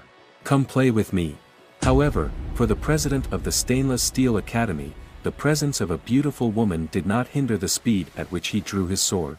Instantly, he unleashed a fierce double-edged slash towards the female zombie. But in the next second, he was dumbfounded, for his domineering strike was effortlessly caught by a simple lift of her hand. No matter how hard he exerted himself, the steel blade refused to advance any further. Witnessing this scene, the president of the Stainless Steel Academy realized he was no match for her and quickly turned to shout, "What are you waiting for? Hurry up and help." Upon hearing this, the Grand President no longer hid, and with a booming sound, the mech number 1 made its dazzling appearance. Yet before he could even make a move, he was sent flying by the female zombie's inch punch. The terrifying force pierced straight through a large building, ultimately coincidentally landing in front of Blackie and Go. Seeing the sudden appearance of this human, Go instinctively asked, "He seems to be on the verge of death. Should we save him?" Blackie hurriedly retorted, "Are you stupid? We're zombies." Just then, another deafening explosion erupted from the underground dungeon, followed by the Stainless Steel Academy president being sent flying like a cannonball. Violet and Lan Chi hurriedly approached, asking, "What happened in the dungeon?" Enduring the pain, the Stainless Steel Academy president raised his hand, pointing behind them, "See for yourselves." Upon hearing this, the two women swiftly turned around, only to reveal astonished expressions upon recognizing the newcomer. For the alluring female zombie was now leisurely leaning against the railing, yawning, before casting a flirtatious glance at Lan Chi and Violet. Witnessing this bizarre scene, Violet instinctively felt this zombie was no ordinary being, while Lan Chi hastily drew her sword, declaring, "We must cooperate and not let her escape." Yet, despite the combined pressure from the two presidents, the enchanting female zombie remained unflustered, even playfully beckoning them with her finger. Meanwhile, on the other side, Zombie and the others were leisurely barbecuing skewers. At this moment, the president of the Steel Blade Club picked up a cup of tea and obsequiously offered, "President Zombie, please have some tea." However, before Zombie could even take a sip, a thunderous noise suddenly erupted from the far end of the street. The strange sound left Dawn momentarily bewildered, "What's happening over there?" Upon hearing this, Zombie promptly stood up and announced, "Let's go and see what's going on." Can you believe it? The once shapely and alluring female zombie has now transformed into a grotesque, 8-pack-bearing mutant minotaur. Just moments ago, Lan Chi and Violet had prepared to join forces against the female zombie, but instead of retreating, she brazenly charged at them. Lan Chi struck first, hurling her precious sword at the zombie. With a swish, it only managed to leave a small wound on her face. Witnessing this, Violet hastily drew her blade and charged as well. However, within the next second, she found herself kicked in the chin by the female zombie. The excruciating pain nearly caused Violet to lose consciousness. The female zombie then spoke, "Your speed is decent, but your strength is sorely lacking." Infuriated by the remark, Violet performed a 360-degree spin in mid-air before delivering a powerful kick to the zombie's head. Despite the force of the blow, the female zombie remained unscathed. Sensing danger, Violet hastily retreated. As she did, Lan Chi charged forward, brandishing her sword. Countless sword energies swirled around the female zombie, instantly reducing the surrounding buildings to rubble. Yet, the zombie emerged from the onslaught completely unharmed. Meanwhile, the president of the Stainless Steel Academy, despite his own pain, managed to find a secluded spot. He quickly removed his pants and activated the machinery on his back. Soon after, the sound of whirring gears filled the air as he transformed into an armored knight. This was the Stainless Steel Academy's secret weapon, Steel Heart No. 1. The scene returned to Lan Chi and Violet, who continued their intense battle. However, as they prepared to launch their final attack, the female zombie suddenly extended a 2.5-meter long tongue and underwent a series of grotesque mutations. The sight left Lan Chi and Violet dumbfounded. What kind of creature was this? The female zombie slammed her palm into the ground, sending Lan Chi and Violet flying with the force of the ensuing shockwave. In the meantime, the once alluring female zombie had fully transformed into a bizarre, 8-pack of bearing mutant minotaur. Fortunately, the newly transformed president of the Stainless Steel Academy arrived to join the fight. The severely wounded Lan Chi and Violet shouted, "Retreat! You are no match for her." But the overconfident president ignored their warnings and arrogantly approached the mutant minotaur. "Human, I hope you can withstand my attack." "Very well, let's settle this with a single blow." No sooner had he spoken than the president and the minotaur zombie exchanged blows. The impact of their fists colliding sent Lan Chi and Violet flying once again. The tremendous explosion caught the attention of Zombie not far away. As the smoke gradually cleared, all that remained of the Stainless Steel Academy president was a half-destroyed shell, while the Minotaur zombie appeared unharmed. "Human, you have lost. Abandon your futile resistance. I am the greatest zombie king in this world, and your demise is inevitable." Little did the Minotaur zombie know, Zombie was rapidly approaching from a short distance away. Despite facing such a formidable adversary, Lan Chi and Violet never once wavered. However, in the face of absolute power, their efforts were ultimately futile. The Zombie King merely flicked his wrist, and the Stainless Steel Academy president's mech disintegrated instantly, while Lan Chi and Violet were flung into the sky. Fortunately, Zombie appeared in time to rescue them. But before they could react, the Zombie King commanded, "Attack. Devour them." At his command, countless zombies charged towards Lan Chi and her friends. Upon witnessing this, Zombie was filled with rage. He threw Lan Chi and Violet to the ground and yelled, "Are you all blind? Begone!" Hearing this, the zombies were dumbfounded, and in an instant, they ceased their attack. The Zombie King, puzzled, inquired, "Who are you?" Zombie strode through the horde and asked, "You call yourself the Zombie King, so what should I be called?" At his words, the countless zombies all prostrated before him. In no time, the entire horde was crushed beneath Zombie's feet. "Well, are you speechless at the sight of me?" he taunted. The Zombie King grinned, "Ah, a fellow creature." He then proposed, "Since there can only be one Zombie King, let's have a contest." With that, he fiercely punched Zombie in the face. But the terrifying blow was met with mockery from Zombie, who asked if the Zombie King had been skipping meals. Hearing this, the Zombie King seethed, but before he could react, Zombie's fist had already landed on him. In an instant, the powerful force sent the Zombie King flying tens of kilometers, eventually crashing into an aircraft carrier. Professor Jamie, watching the battle from a rooftop, was dumbstruck. A fearsome creature had emerged from nowhere. On the other side, the Zombie King laughed, "Interesting. At last, I've found a worthy opponent." He then plunged into the ocean and lifted a submarine weighing tens of thousands of tons into the sky. With a deafening explosion, Zombie was engulfed in dust. Meanwhile, atop a building, Blackie was administering emergency treatment to the president. Suddenly, Ah Go tapped his shoulder, "Look over there. I think I sense the great king's presence." As he spoke, a figure shot out from the center of the submarine.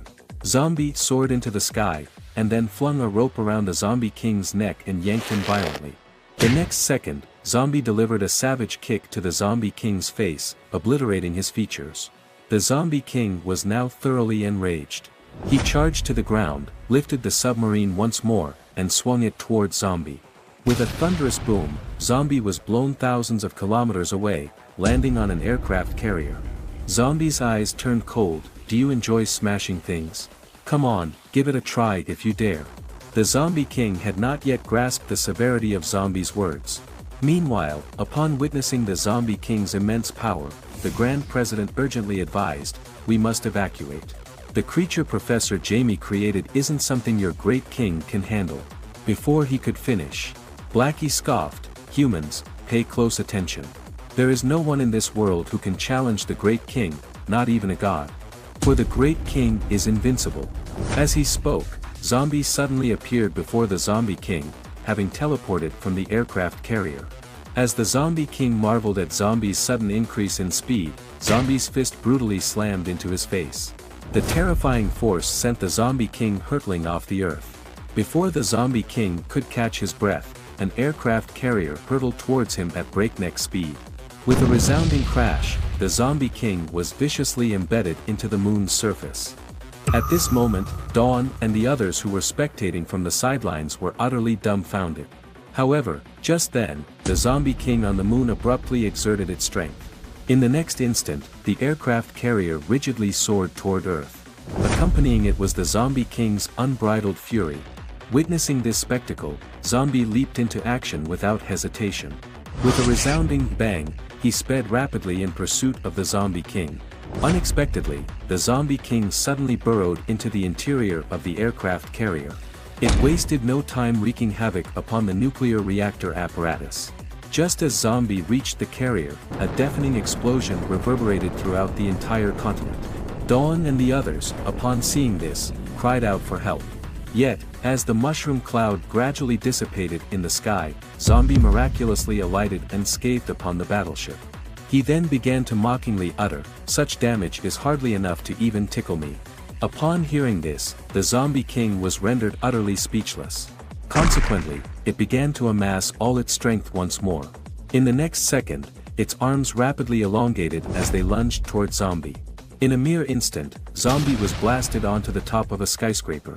The Zombie King then proposed, "Since neither of us can best the other, why not join forces to annihilate the world?" Meanwhile, the Grand President, upon witnessing the Zombie King's terrifying power, began to advise, "We should flee while we can. I know your king is formidable after transforming, but continuing to battle like this is futile." However, before he could finish speaking, Blackie interrupted him, stating, "Who said our king can only transform once?" Upon hearing this, the Grand President's face was a picture of astonishment, as he had not anticipated that Zombie possessed a third form. Who could have imagined that Zombie actually had a third form? With just a lift of his hand, the limbs of the Zombie King were instantly severed.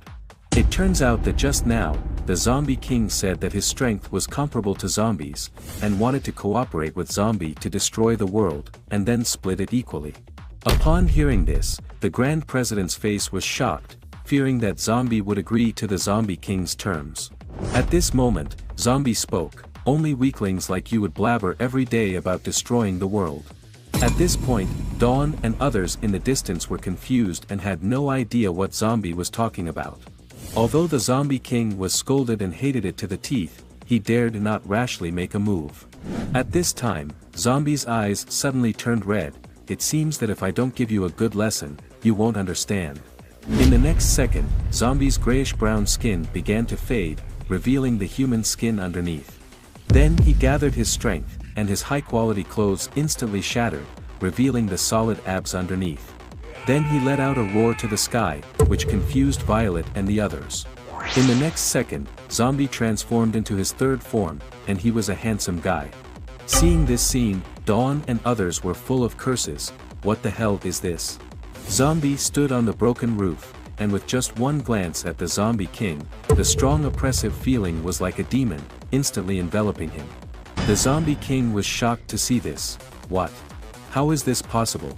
At the same time, on Blackie's side, the Grand President fell silent after seeing Zombie's third form. Suddenly, Go slapped him in the face. "Wake up, idiot."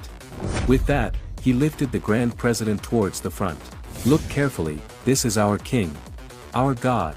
At this point, Zombie had completely shed the zombie's appearance and was almost the same as a normal human. Looking at Zombie, who was becoming more and more human, everyone opened their mouths in disbelief, and the Zombie King couldn't help feeling a surge of jealousy in his heart. Zombie took a step forward, and it immediately started to drizzle. At the same time, the Zombie King finally couldn't stand it anymore and roared. "Damn, what are you? Are you human or zombie?" Then he took the lead and attacked Zombie with all his might. However, just as his fist was about to touch Zombie, Zombie looked up at him, and the rain miraculously stopped in the air, as if time had stopped. Zombie merely raised his hand, and the rain began to flow backwards in an instant. The Zombie King was instantly cut off by the rain and his limbs flew out. At the same time, Violet and others also floated weightlessly into the sky, and the fish in the water experienced the feeling of flying for the first time. A few seconds later, Dawn and others fell back to the ground. The Zombie King also lay painfully on the sea surface, looking at Zombie in disbelief. At this point, Zombie looked at him expressionlessly. "You ask who I am? I am your father." Watching the huge whale crash straight into the skyscraper, Dawn was terrified and trembling. Violet was so shocked, she was practically stupefied. Is this a power that a zombie could possess? Turns out, Zombie's simple hand gesture had instantly created a massive storm vortex in the sky. Meanwhile, Professor Jamie and Bespectacled Man, who also witnessed this event, were dumbfounded. This had far exceeded their understanding. Bespectacled Man frantically asked, "Brother Faye, have you ever seen such a terrifying zombie?" The usually calm Professor Jamie was no longer composed, stuttering, "No, never." However, even when dismembered, the Zombie King refused to admit defeat. He rose up with a flip, shouting, "Regenerate." The next second, his severed limbs grew back. After his recovery, he arrogantly said to Zombie, "This is useless. I can't defeat you, but you can't defeat me either. As a Zombie King, I have an immortal body. Even if you cut me into countless pieces, I can still regenerate." Hearing this, Zombie snorted disdainfully. With a swing of his hand, the Zombie King was uncontrollably pulled towards him. Zombie grabbed him by the neck, looking at the Zombie King in his grip like a toy, his dead fish eyes full of contempt. "Do you misunderstand the concept of death? Do you think physical damage is the only way to destroy someone?" The Zombie King was taken aback. Just as he was about to retort, Zombie's eyes turned serious. As the Zombie King looked into those pupils, Zombie's memories quickly flooded his mind. In the sky above Earth, several massive aircraft carriers appeared. An alien in a red armor stood on the main ship. At his command, countless armored soldiers rushed towards Earth. This was their sixth attempt to destroy Earth's civilization, but even after more than 1,300 attacks, they still failed. They had met a formidable opponent.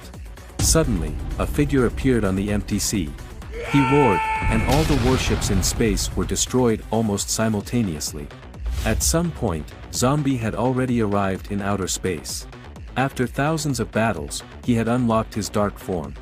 As the Zombie King screamed in pain, the scene returned to the present. In the Zombie King's mind, a pair of crimson eyes stared at him intently. Soon, the Zombie King stopped struggling, his limbs drooping weakly. At this point, he had been frightened unconscious by Zombie. The showdown between the two Zombie Kings finally drew to a close.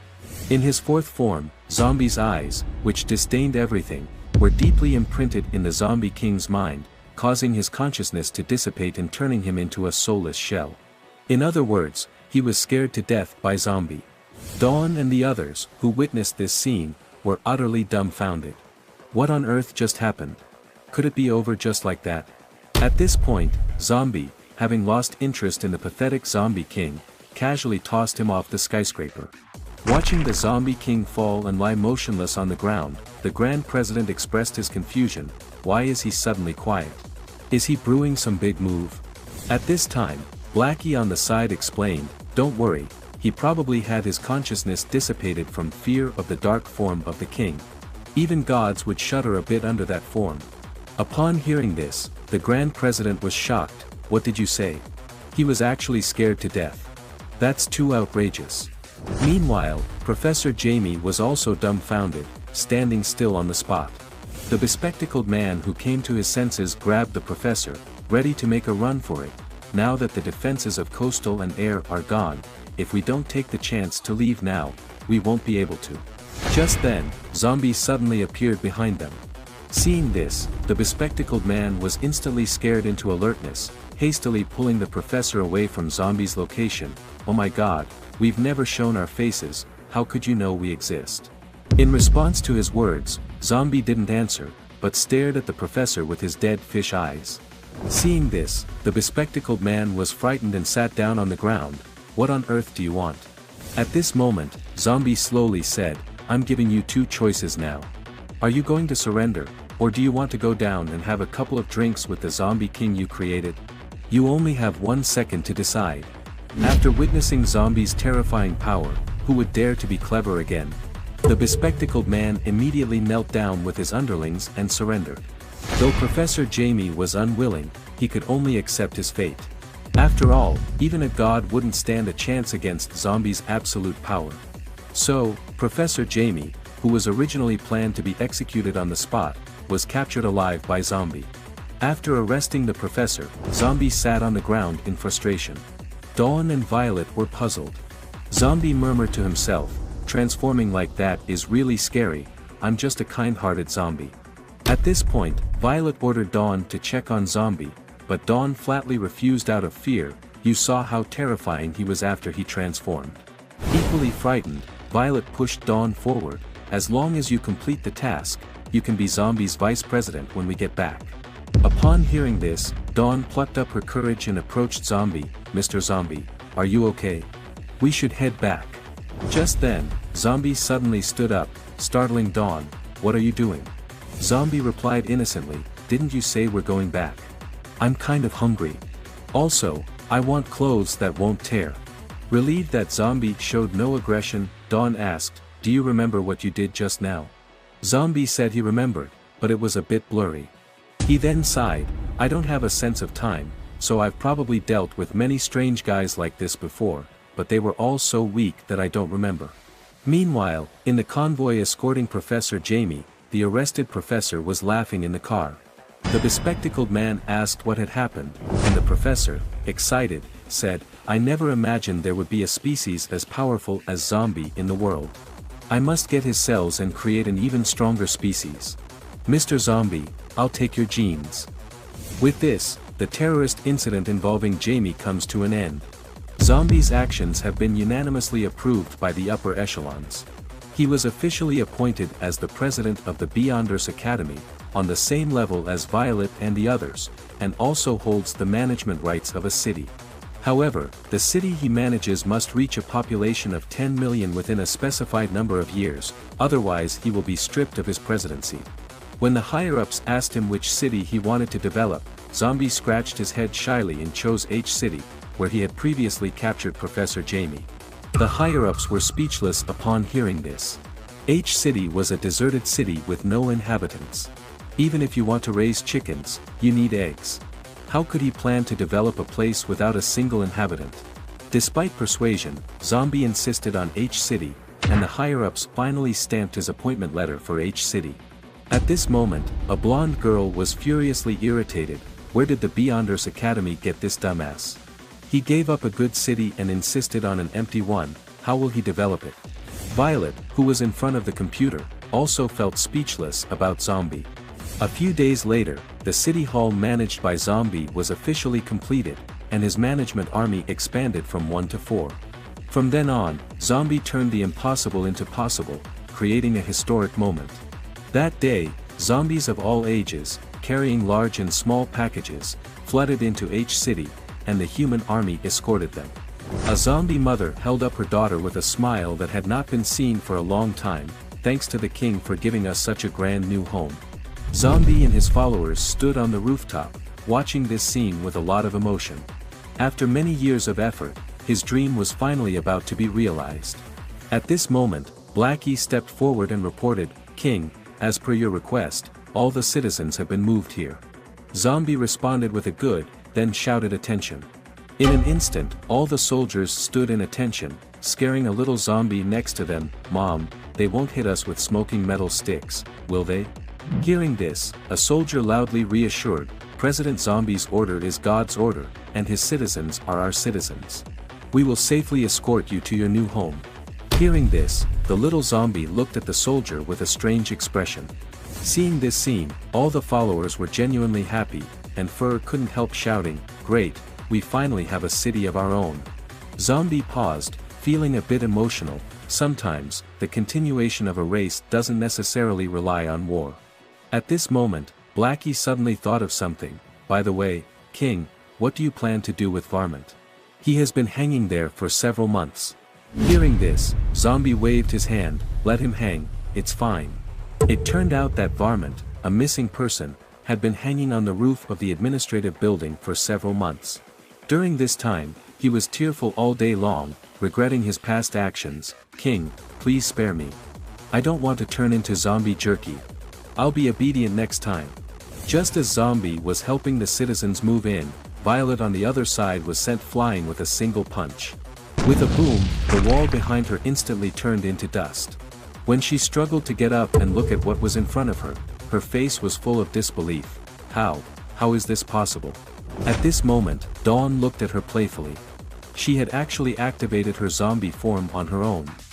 Seeing Dawn in front of her, who seemed like a completely different person from before, Violet was utterly astonished. At that moment, Dawn taunted, "Violet, our senior, the battle has just begun." Upon hearing this, Violet snorted coldly, no longer hiding her true strength, and disappeared instantly. When she reappeared, she was already behind Dawn.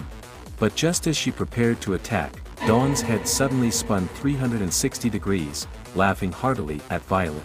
Violet, startled by this scene, involuntarily let out a curse, hastily dropping her knife and jumping backward. Holy crap, can a human even do that? But just then, she suddenly widened her eyes. Dawn had raised a Gatling gun, spun around, and the ground beneath her shattered. She then started firing relentlessly at Violet, who did several backflips to increase the distance between them. Seeing this, Dawn laughed loudly, "Senior Violet, can I be the president now?" Violet, who was dodging bullets, had no time to respond. Seeing this, Dawn started pulling the trigger even more crazily, shell casings falling to the ground like rain. After a while, Violet managed to retrieve her dropped knife with several swift moves. She snorted coldly, "If you want to be president, show me all your strength now." With that, she launched herself at Dawn like a cannonball. Hearing this, Dawn roared, her body cells transforming instantly. Just then, Violet used a horizontal slash, jumped over Dawn, and tried to cut her Gatling gun into scrap metal. Seeing Violet holding back, Dawn teased, "Senior, you're not even trying to cut me, how am I supposed to use my full power?" Hearing this, Violet instantly got serious and closed in on Dawn. She swung her blade, instantly splitting Dawn's body in half. Violet thought she had accidentally killed Dawn and was nervous. She could have dodged, why didn't she? But the next moment, Dawn started laughing loudly, her sliced body healing instantly. Seeing this, Violet was shocked, what the hell is this? After a while, Dawn's body was back to normal. Violet quickly jumped back to create some distance again. This is too much, what the hell did Zombie do? At this point, Dawn asked Violet again, "Senior Violet, how about now? Can I be the president now?" As soon as her words fell, she was already in front of Violet. Violet was punched into the wall again, and Dawn was again in front of her. At this point, Violet, who had no way out, chose to surrender. As white mist rose from Dawn's body, she transformed back into her normal human form. At this point, she looked worriedly at Violet, apologizing repeatedly. Violet asked sternly, after being bitten by Zombie, "Did you turn into a zombie?" Dawn stated that she had a full body checkup yesterday, and all her cells were normal, and even her genetic chain had not changed. Hearing this, Violet was puzzled, "Then what's with your 360-degree head turn and recovering from being chopped in half?" Hearing this, Dawn also didn't know what was going on. She just felt that she could change whenever she wanted, and there was no discomfort. And if she was feeling low, a couple of shots of stimulant could make her even stronger, without any side effects. Hearing this answer, Violet was momentarily left speechless. Then she pushed Dawn away and prepared to find Zombie. Seeing the situation, Dawn asked her worriedly, "What's wrong?" All she left behind was a brief "mind your own business" before she quickly ran outside. At this moment, the assistant waiting outside stopped her and asked, "Where are you going?" "I'm going to City H," she answered, then promptly boarded her private jet in a rush. Soon, the plane took off toward City H and arrived at the destination in less than half an hour. As soon as the plane landed, Violet left the assistant behind and immediately ran towards Zombie's City Hall. Meanwhile, inside the City Hall of Zombie, he was holding a meeting, assigning roles to his fellows. One was appointed as the district head of Xinhua, another as the police chief, and others as heads of civil affairs and industry and commerce. As for Blackie, upon hearing his name, he stood up straight. Zombie handed the document in his hand to Blackie, saying, "You'll be the head of the finance department. From now on, you'll be in charge of our money." Just then, Violet burst into the room. She was sweating profusely and panting heavily.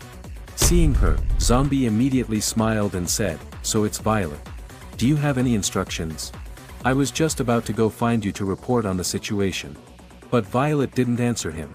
Instead, she quickly ran towards him, grabbed his head, and shouted, "Open your mouth." Then she pressed his front teeth onto her arm. After that, she walked straight outside, leaving everyone in the room dumbfounded. When Violet left the building, the assistant ran over with the briefcase. But when he saw the bite marks on Violet's arm, he was instantly worried, fearing that Zombie had controlled her thoughts and made her do something indescribable. Upon hearing this, Violet definitively stated, "With this power of immortality, I'll do whatever he wants, even if it means I have to strip dance in the square." Upon hearing their conversation, Zombie felt completely baffled. After assigning roles to his fellows, Zombie's city began to gradually get back on track. Not only did they open a zombie clothing store and a zombie barber shop, but they even started offering zombie domestic services and zombie real estate. Incredibly, there were even zombie driving license tests, and the whole city became a paradise for zombies.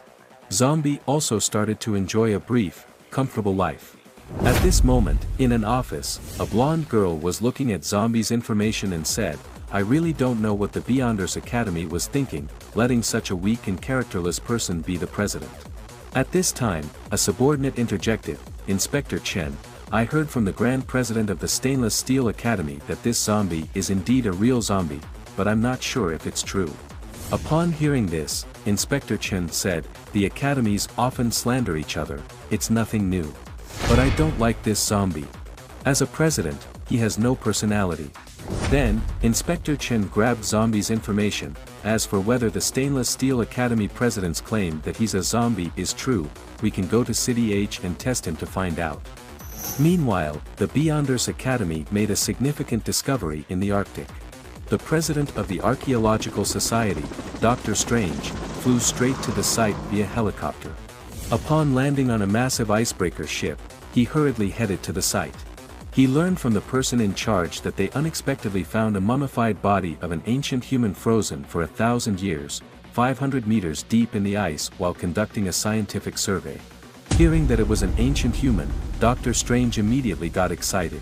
If this was true, it would be one of the greatest discoveries in human civilization. Upon arriving at the site, he saw a crane slowly lifting a block of ice under the direction of the workers. Dr. Strange lit a cigarette, murmuring, "I hope this will help our research on ancient history." The experienced president of the Archaeological Society felt nervous for the first time in his life. As the crane slowly lifted, the ice block was hoisted out completely. Inside was a withered mummy. As the camera panned out, it turned out to be a female mummy, with nothing covering her body. Seeing this, Dr. Strange was speechless. How could the mummy be like this? Just then, two men slowly approached from behind. Suddenly, one of them covered the person in charge's mouth and bit his carotid artery. Seeing this, Dr. Strange asked in horror, "Who are you? What do you want to do?" All he got in response were the screams of the people on the ship. Moments later, Dr. Strange was kicked to the ground. One of them coldly said, use him for the sacrifice. Hearing this, two men pressed him to the ground, and his terrified screams echoed. A girl mocked, "It's just drawing some blood, no need to squeal like a pig." Another man, who clearly wasn't human, was staring seriously at the ice block. After placing the ice block on the ground, he directly injected Dr. Strange's blood into the female corpse. The corpse magically melted the ice and restored its full form in the blink of an eye. The girl kindly draped a cloak over her. Everyone then knelt in front of her, shouting, "Long live the Ghost Queen. May the Ghost Queen stay forever young." And this so-called Ghost Queen was a mature beauty with an unparalleled face. The woman asked grimly, "I only have one question, is that dumbass named Zombie from 1,000 years ago still alive?" Upon hearing the name Zombie, the subordinates immediately felt a touch of unease. When the subordinate came to his senses, he was drenched in sweat. He hastily replied, "Queen, since Zombie's last great battle with the humans, he has now mingled with the humans and even established his own group." Upon hearing this, the Ghost Queen shuddered unconsciously. Seeing this, the subordinate quickly steadied her, only to see her eyes become sharp in an instant. "Zombie, I will not lose to you this time." Meanwhile, Zombie, completely unaware of the events in the Arctic, was enjoying life with great satisfaction. A few days later, in the capital of the headquarter academy in Guangzhou province, all the heads of the academies had gathered. In front of them, in a lab, a man was roaring wildly. Violet and the others looked at the man whose face was filled with shock. "What is this thing? We've never seen it before. It doesn't look like a zombie either." The man now going wild was the leader of the archaeological team who had been bitten before. Being an ordinary human, he had suddenly become very powerful, injuring 2 academy presidents during his capture. Violet instantly thought of Zombie, who could also make ordinary people stronger. "It seems we have to call in the professionals." Soon, a car stopped in front of the main entrance. As the car door opened, Zombie's shining head stood out. As Zombie got out of the car, all the soldiers shouted in unison, "Greetings, President Zombie." This made Zombie feel a bit embarrassed. Soon, under the guidance of a soldier, Zombie entered the building. The presidents of the various academies looked at him with disdain. At this moment, a man proactively greeted Zombie. "Hello, I am President Ng from the Iron Club Academy. I heard that you caught Professor Jamie." Seeing this, Zombie also warmly greeted President Ng. After exchanging a few pleasantries, Zombie headed towards the laboratory. Zombie was thrilled to shake hands with a human for the first time, but at this moment, President Ng showed a look of contempt on his face. "What a piece of garbage, he's just another sidekick." Someone sneered, "Look at him, like a chicken, how could the Beyonders Academy choose him as president?" Upon hearing this, the Grand President of the Stainless Steel Academy snuck away quietly. "A bunch of lifeless things, why did they invite him over?" He then hid in a corner shivering. "If I had known, would have stayed at home." Before long, Zombie reached the laboratory. The lab technicians asked him to identify the species. Upon hearing this, Zombie was dumbfounded. "I don't even know how old I am, you want me to look at this?" But when he saw the bite marks on the man's neck, it seemed like he had an idea. Seeing Zombie's expression, Violet and the others felt uneasy. But just then, the man suddenly turned his head to bite Zombie. However, the next second, he shivered all over. At this moment, Zombie turned dark instantly, revealing a mouthful of big white teeth. "Interesting, it's a blood race." The next second, he burst out with a strong aura, and the lab exploded instantly. The presidents of the academies were blown away. The man turned into a blood race was scared to the point of trembling, with tears streaming down his face. Zombie looked at him and said coldly, "I remember you guys were supposed to be extinct." Meanwhile, outside the lab, the President Ng who had previously mocked Zombie bumped hard into a pillar. Only the president of the Stainless Steel Academy, who hid in the corner, shaking with fear, murmured, "I told you guys, you're courting death."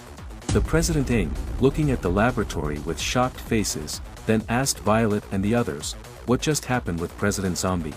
He exploded out of nowhere. What the hell is going on?" Violet and Dawn, who knew the truth, could only pretend they hadn't heard. At that moment, Zombie was staring at a trembling vampire man on the bed. "Interesting, I thought I wiped you all out. But this is even better." He grabbed the man's neck, his face full of excitement. "Tell me, where is Little Red, who loves to drug me?" The man, terrified and in tears, pleaded, "I really don't know anything.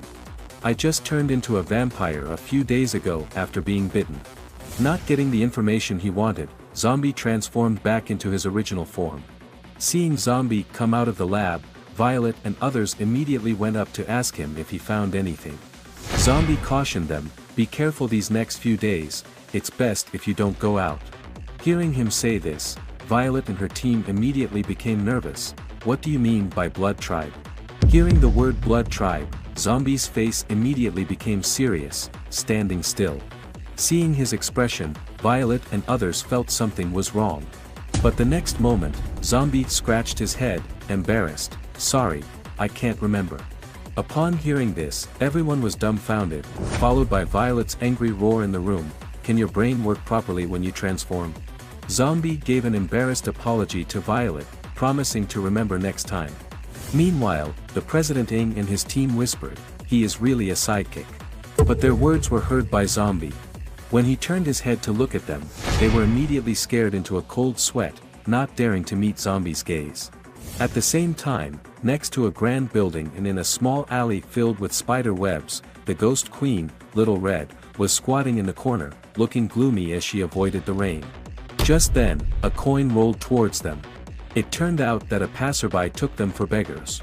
Seeing the $1 coin, Lon Ling's eyes sparkled as he picked it up. Little Red felt humiliated and knocked her subordinate away. "You guys are in such a miserable state, why did you wake me up?" Hearing this, the girl next to him looked wronged. "Your Majesty, do you know what we've been through these past 1,000 years? When you fought Zombie, you were turned into a mummy and sealed in the North Pole. Afterward, he wiped out our clan. Lon Ling and I pretended to be dead on the ground to avoid his death hand. To avoid Zombie, we didn't dare to show our faces for 1,000 years, whether we saw zombies or humans, we had to take a detour. We've been hiding in this alley for who knows how many years. Look at Lon Ling, he's almost becoming a fool." After hearing her words, Little Red was so angry that she gnashed her teeth. She didn't expect her subordinates to be so miserable. But then, she helplessly said, "Even if you wake me up, it won't change anything. I can't beat Zombie now, I'm not even qualified to haircut him." At this time, Lon Ling said, "Your Majesty, you're wrong. The reason we woke you up is because we recently got some information. We found someone who can make you invincible." After saying that, he began to fumble for something in his arms. The girl next to him also said, "That person can indeed make you stronger." On hearing this, Little Red immediately became interested. Who is this person? And the person whom Lon Ling and the girl were talking about was none other than Professor Jamie, the creator of the new Zombie King, who had just been thrown into the dungeon by Zombie. However, as soon as they saw where Professor Jamie was being detained, they were instantly shocked by the sight. Right after Zombie walked out of the lab, completely forgetting what just happened, he was led by Violet and President Ing to the control room where they were holding Professor Jamie.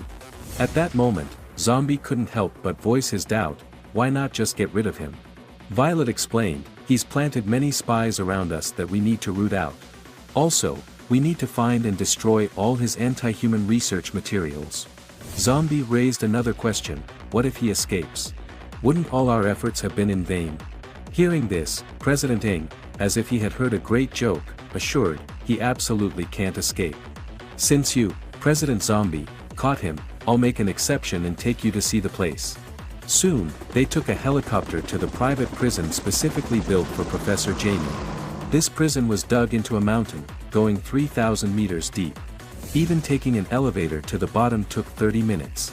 With 1,500 levels and at least 100,000 troops, each level was equipped with heavy weapons like anti-aircraft guns and laser cannons, and every 100 levels, a president took turns guarding. With a proud face, President Ing said, "What can he use to escape with this level of defense? And what's behind them is not some decoration, it's a giant bomb with 10,000 tons of TNT. If anyone tries to break out, it will explode instantly." Then, showing his big white teeth, he viciously added, "If he dares to escape, we'll all die together. Even if God comes, he can only take away a corpse." Seeing such a crazy move by humans, Zombie was sweating with fear and quickly excused himself to escape from the underground fortress. Meanwhile, in the alley where Little Red and others were, the vampire hacker successfully hacked into the prison's cameras. But when they learned about the massive deployment of troops and the dangerous bomb, all three were dumbfounded.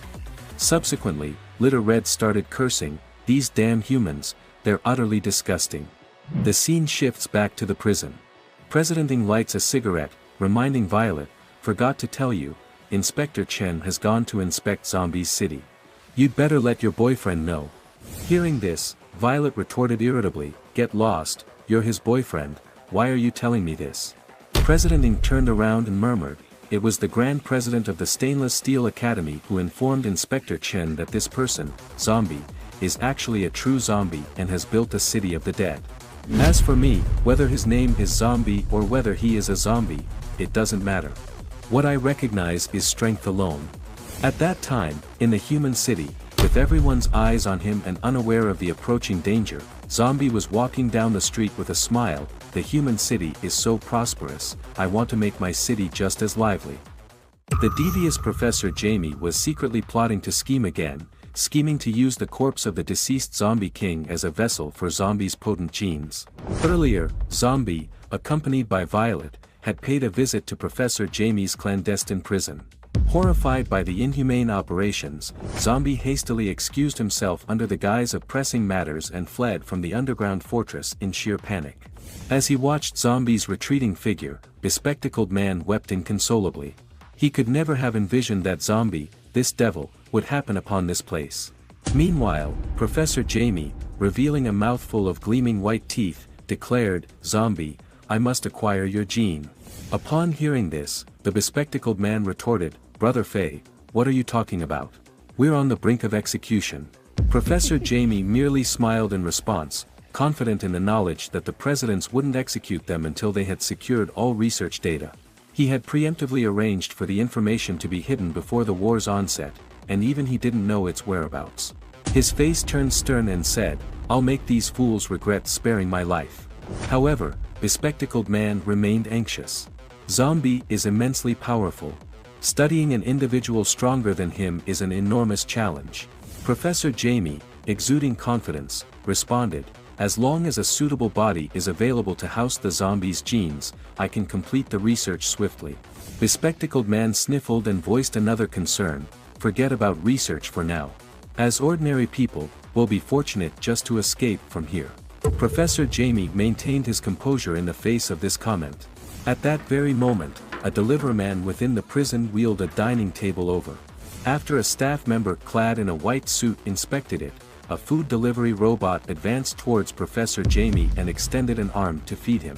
Not only did Professor Jamie not resist, he began to savor the food slowly, an expression of pleasure on his face.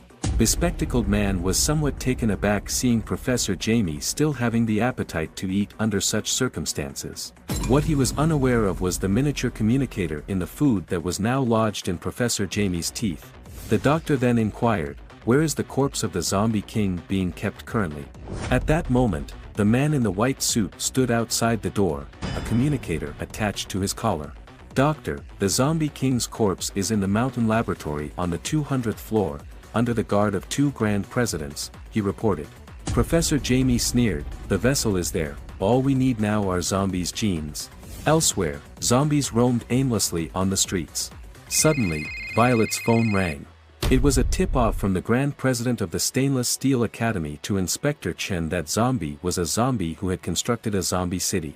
Upon hearing this news, Inspector Chen immediately decided to head to H City to investigate the situation.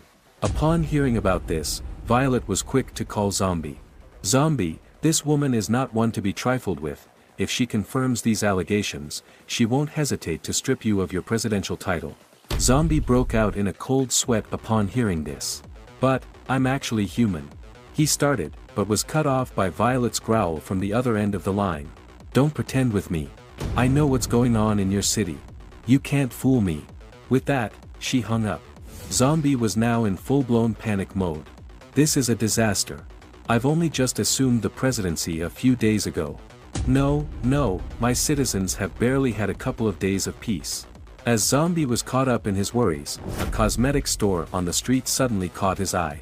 Meanwhile, at the capital airport of Guangzhou province, Inspector Chen disembarked from the car and prepared to board a flight to H-City. That spineless man doesn't deserve to be president. I will definitely find a reason to fire this zombie person. Meanwhile, in front of Zombie's city hall, a number of buses appeared as if from the sky, filling the entire plaza. As Blackie puzzled over this, Zombie descended from nowhere, appearing in front of the buses. Blackie, rushing over to Zombie, asked what was happening. Zombie explained, Inspector Chen is coming to inspect our city. You need to quickly have the citizens disguise themselves. If she discovers that we're zombies, she will reclaim our city. On hearing this, Blackie sprung into action, calling out to everyone, get moving, everyone. Go and tell the rest of the zombie citizens, if they don't want to go back to living under the bridge, they need to maintain a human-like facial expression. With that, each official took charge of a bus, flying off to their respective areas. The city of H was buzzing with activity. While the officials were distributing makeup, Blackie didn't waste any time and started applying his own. Ah Go, holding a lipstick, asked uncertainly, will this really work? Blackie responded, we'll just have to try. The king must have his reasons. Meanwhile, on the various streets of H City, volunteers were loudly calling out, under HTE order of His Majesty, if you don't want to go back to living under a bridge, come over here and claim a set. Eerie Zombie has a share. On hearing the calls, nearby mothers with children rushed over and immediately started applying makeup at the makeshift booths. But when a little boy saw his mom's makeover, his eyes almost popped out in shock. The mother, apart from her arm color differing from humans, looked just like a normal human being, and a stunningly beautiful young woman at that. When Ailang and Fur returned after distributing the makeup, Ailang was taken aback by the sight of Blackie and Ah Go. Blackie looked just like a white-collar worker, while Ah Go had simply slapped on some lipstick. But Ailang, who was a pet to begin with, and Fur had no choice, no amount of makeup could make them look human. So they could only end up as two pitiful watchdogs, being led by Blackie to greet Inspector Chen. However, just as they arrived at the airport, Inspector Chen and her entourage had already arrived in H City by train. She suspected that the news of the inspection had been leaked. In order to more easily uncover any misdoings by Zombie, they had set off early, planning to start their investigation from the common folk. At this point, one of her subordinates muttered, do you know why Inspector Chen dislikes Zombie? On hearing this, another person said, have you ever seen Inspector Chen look favorably on anyone? She is biased against everyone except the Lord Overseer. Hearing their conversation, Inspector Chen turned her head and said, I've heard everything you said. What's wrong with me having a bias? Ever since the Overseer delegated his authority away, it seems any Tom, Dick or Harry can be a president. In my eyes, only the Lord Overseer is truly formidable. Only someone with that kind of domineering and egotistical aura can be a leader, and only he can lead humanity towards a prosperous future. Meanwhile, Zombie, oblivious to the fact that Inspector Chen had arrived early, was blissfully enjoying a donut. As Inspector Chen had already commenced the investigation with his two subordinates, they were still debating whether the Lord Overseer's expedition would return soon. Meanwhile, Blackie and his companions at the airport were waiting in vain. They had no choice, it was the price of dealing with high-ranking officials. The scene transitions to Inspector Chen and her team. One subordinate spots a nearby store and decides to buy a pack of cigarettes. However, upon entering, he finds only egg-based food. When he inquires, the owner feigns ignorance, claiming to be deaf and mute, unable to see or hear anything. The subordinate wonders, how can a deaf-mute person speak? Outside, another subordinate questions a passerby, asking if President Zombie has ever oppressed the citizens. Upon hearing this, the citizen patted his chest and said, our great king treats us well. He not only provides us with shelter but also gives us free eggs to eat every month. As the subordinate prepares to ask more questions, the citizen's arm suddenly falls off. The spectacle leaves a bespectacled man aghast, young man, how did your arm fall off? Unfazed, the citizen swiftly picks up his arm and departs, that's a prosthetic limb, don't worry about it. My mom is calling me home for dinner, so I have to go. Goodbye. Everyone is left in a state of shock. After a while, Inspector Chen, exasperated, stomped his foot, What a bunch of psychopaths. I never thought there'd be humans as foolish as zombies. Could this scoundrel zombie have built a city full of lunatics? Angrily, she declared she would have her subordinates record all these incidents as reasons for ousting Zombie. Meanwhile, Zombie was upstairs, chuckling to himself. The soldiers nearby were too terrified to approach. Go asked what happened. The soldier replied, I'm not sure, but after President Zombie finished his meal, he's been talking nonsense and his body hasn't stopped shaking. Hearing this, Go had a bad feeling. He grabbed the soldier's collar and demanded to know what they had fed the boss. Startled, the soldier quickly explained that President Zombie had said he was hungry, so he had prepared scrambled eggs with chili for him. Upon hearing this, Go panicked. Oh no, the king can't eat that. It's like a stimulant to him. Once he eats it, he'll go berserk for a whole month. He immediately called Blackie. When Blackie heard the news, he was also perplexed. He had hidden all the chili peppers, so how were they found? Unable to do anything about the situation, he could only pray. At this moment, Gon asked Blackie, the king won't harm Inspector Chen, will he? Blackie was equally uncertain. Meanwhile, at Inspector Chen's location, they were preparing to move to another place for further investigation when suddenly a large truck came hurling towards them. With a loud crash, it embedded itself in the ground, catapulting several of them into the air. Just as they were unsure of what had happened, another crash sounded. Zombie appeared, stomping the truck into a mangled heap of metal. He turned to Inspector Chen with a mischievous grin and said, So, shall I take you on a tour next? Responding with alarm, Inspector Chen asked, Who are you? Zombie replied with a teasing smile, Oh, have you forgotten me so quickly? I am the zombie you've been looking for. At this, several people reacted with disbelief, You're Zombie. I don't recall you looking like this. As he spoke, Zombie hopped off the bus, stating, The person you see now is me, unmasked. He then strode toward Inspector Chen, causing him to retreat a few steps unconsciously. Inspector Chen, you've come a long way, so I've brought some welcoming gifts. With a snap of his fingers, numerous citizens presented their offerings. These are fine canned chili eggs. Remember to take them when you return. And don't worry, we don't eat people. Inspector Chen stood with a shocked expression on her face as Zombie casually lifted her like a small chicken, looking off into the distance. There's nothing to see here. I'll take you somewhere exciting.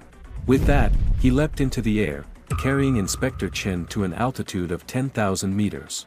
Two of her subordinates were stunned. My God, how can he jump so high?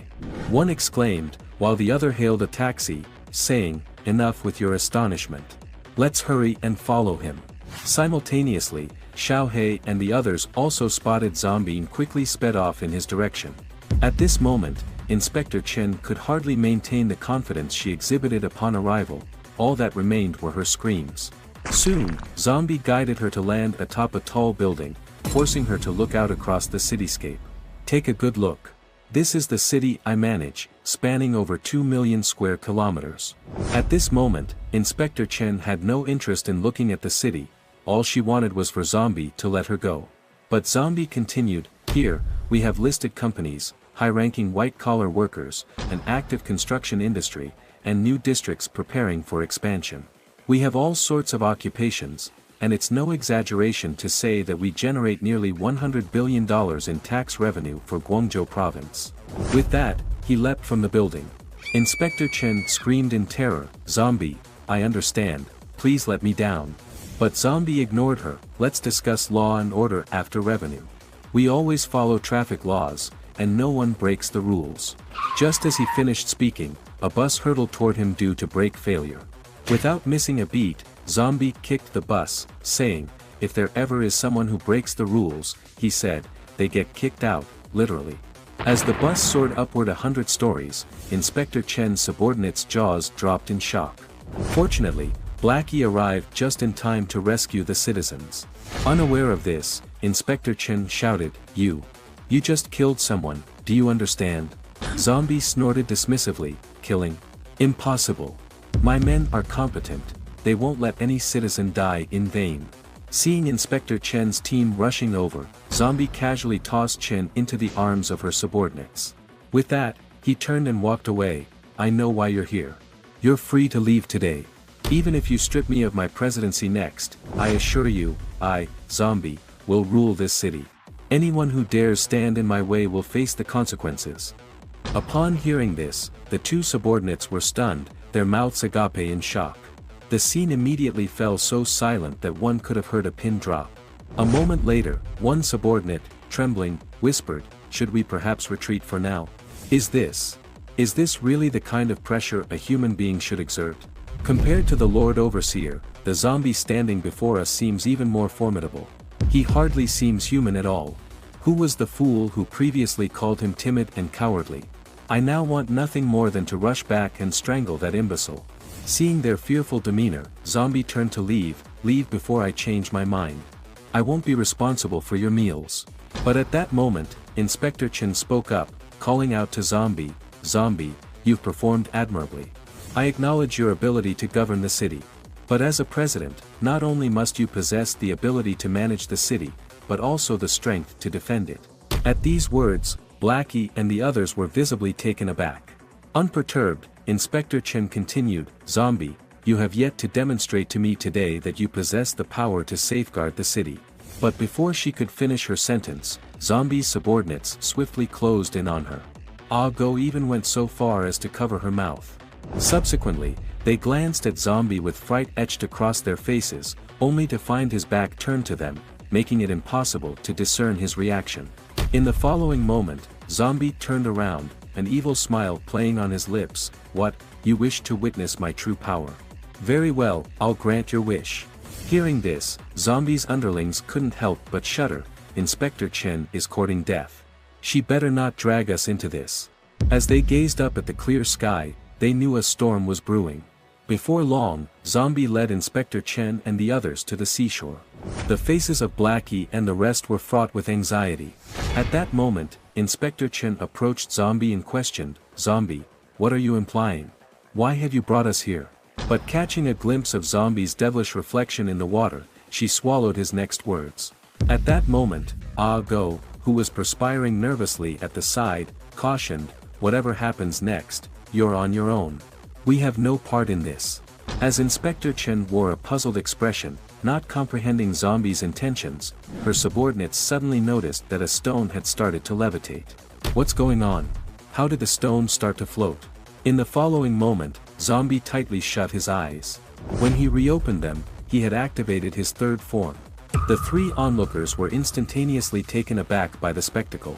What's happening to him?" At this moment, Zombie spoke quietly, "Don't you want to witness my power? Watch closely then." As his words echoed, the tumultuous sea calmed abruptly, the airborne rocks paused mid-flight. A chill crept up the spines of his two subordinates, disbelief etched onto their faces. How is this possible? In the next instant, Zombie launched himself into the air. The powerful shockwave directly sent the three of them flying, and the nearby seawater receded several meters. Ah Go managed to catch one of his men, while Inspector Chen was flung dozens of meters away. When they looked for Zombie again, he had vanished. "Where is President Zombie?" Ah Go produced a mini version of the Havel binoculars. "See for yourself." The weathered moon came into view first, followed by the distant Saturn, a staggering 1.3 billion kilometers away from Earth. As the lens zoomed in, Inspector Chen spotted Zombie on Saturn, his gaze fixed on her. Her face a mask of disbelief, Inspector Chen stammered, How is this possible?" Her subordinates curiously peered over, their shouts echoing, "Holy shit, this is insane. Is he even human?" Meanwhile, on Saturn, Zombie stretched out his palms, morphing them into hooked claws. With a violent backward pull, a fifth of Earth's seawater ascended towards the sky. Gathering his strength, Zombie unleashed a fierce punch towards Earth, triggering the seawater to return to the planet, forming a 100-meter-high tsunami. The sight left Blackie and the others petrified. Ah Go promptly thrust his fist into the ground, using his body as a shield against the incoming waves. Simultaneously, tremors reached the headquarters of Guangzhou province, knocking Violet and Dawn to the ground. The sight that met their eyes had them screaming in shock. A tsunami stretching for thousands of miles was barreling towards the city. Despite activating the Level 1 emergency response program, Guangzhou province couldn't hold back the raging tsunami. Suddenly, a loud thud resonated from the tsunami's center. It was Zombie, having returned from Saturn. So, are you satisfied with my abilities? Am I qualified to protect this city? Looking at such a terrifying zombie, Inspector Chen was shocked and speechless. After Zombie stopped using his powers, Inspector Chen quickly hailed a taxi and fled from H-City. She hurriedly took a cab and fled H-City.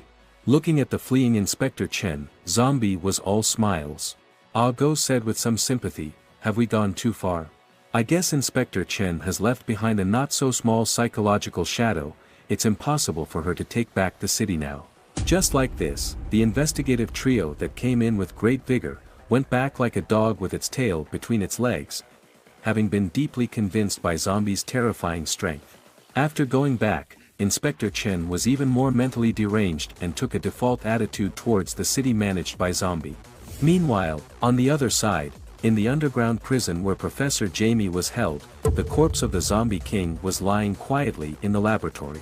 And it was guarded by a Grand President-level character. Just as they were lamenting how Zombie was able to kill such a terrifying species, behind them, a scientific researcher in a white coat was modulating something. And this person was the same spy who had secretly bugged Professor Jamie by delivering food to him earlier.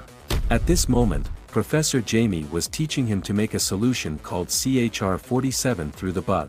And as long as this solution is fused with the corpse of the Zombie King, it can recover again even if the consciousness dissipates. After the spy hides the solution in his white coat, he directly injects the solution into the corpse of the new necromancer while the president is getting ready to go out on patrol and the doctor lets his guard down a little. The president and the doctor who saw this scene were shocked at the sight. The president then rushed to subdue the spy with a sprint, after which he loudly questioned, "What kind of person are you? What have you done to the Zombie King's body?" But just then, the Zombie King suddenly opened its eyes. In the next second, a violent explosion occurred in the laboratory. Subsequently, the sound of the invasion alarm rang throughout the prison. At this moment, Professor Jamie revealed a sly smile, "Looks like my plan worked." Only to see that the originally dead Zombie King had actually resurrected. At this time, Professor Jamie ordered, "Kill them all and take me out. I can make you as powerful as Zombie." With that, the Zombie King began wreaking havoc inside the prison in a rescue attempt. Meanwhile, an airplane was rapidly approaching from outside the prison. It turned out that just 31 minutes earlier, the Ghost Queen and her followers had hijacked an airplane. They used the passengers as leverage, forcing the captain to follow their designated route. It seemed that a 100-mile radius around Professor Jamie's prison was heavily fortified with warning barriers. The only way to approach the prison was via their current method. At this point, one of the Ghost Queen's minions questioned, "The humans have installed a self-destruct device on Professor Jamie, should we devise a battle plan?" On hearing this, the Ghost Queen scoffed. "How could I be your queen if I can't even neutralize this simple human trick?" She commanded her followers to stick to the plan. One of them stepped forward, kicked open the hatch, and jumped out. They were preparing to mount a forceful attack on the prison to rescue Professor Jamie. When the prison guards discovered the hijacking, they were stunned. How could anyone be so audacious? 30 presidents are guarding this place. In response, President Ng hastily ordered a defensive formation. Upon hearing his orders, the soldiers began firing frantically at the intruders. But the invaders nimbly dodged the bullet storm, causing chaos above the prison. The Ghost Queen watched the mayhem and sneered, "The best response to recklessness is to be even more reckless." At that moment, the Grand Presidents, situated 500 meters underground, looked up with shock, unable to comprehend what was happening for a moment. And 3,000 meters below them, the recently resurrected Zombie King made his move. With a resounding bang, the president in charge of guarding him was thrown against the wall, immediately losing his strength. The Zombie King paid him no mind and marched straight into the room where Professor Jamie was held. "In all honesty, both you and Zombie are people I hate. I'd be pleased if either of you were to die." Bespectacled man was taken aback by this. That's not how the script goes. Professor Jamie, however, merely snorted at the comment. "You got cocky after fighting Zombie, thinking you're invincible except for him? You must remember, I created you. I can resurrect you, and I can just as easily end your life. Trying to play mind games with me? You're still too naive." Realizing his strategy had been seen through, the Zombie King felt a pang of panic. He believed every word that Professor Jamie said was true. At this point, the doctor spoke again. However, you don't have to worry. Once you help me achieve my dream, I will end my own life. The Zombie King chuckled. Indeed, when you humans go mad, you're far more terrifying than any other creature. Is it true that you can make me as powerful as Zombie? As long as you can get me out of here, not only can I make you as powerful as Zombie, but I can also make you surpass him.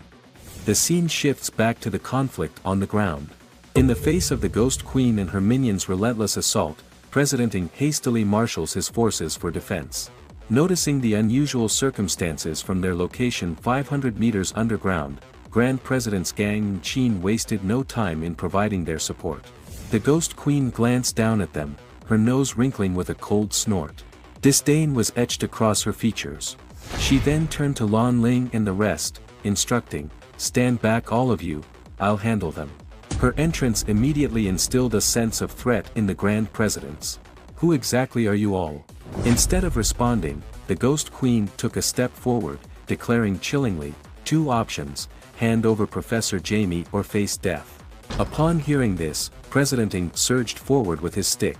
Grand President's gang and Qin transformed into their most powerful forms, flanking him on both sides, and launched a united offensive against the Ghost Queen. What a collection of ignorant small fry. Let me show you my power. With a thunderous boom, President Qin's severed arm was the first to plummet 3,000 meters underground.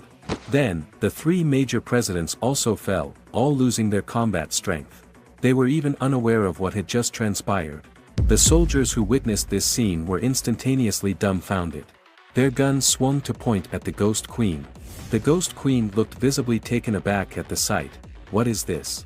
In the immediate following second, the soldiers pulled their triggers, releasing a wild hail of bullets towards the Ghost Queen. However, the bullets that struck her body promptly morphed into clumps of iron, leaving even her eyes unscathed. The Ghost Queen stood unmoved, seemingly enjoying the spectacle. So this is the extent of human technology.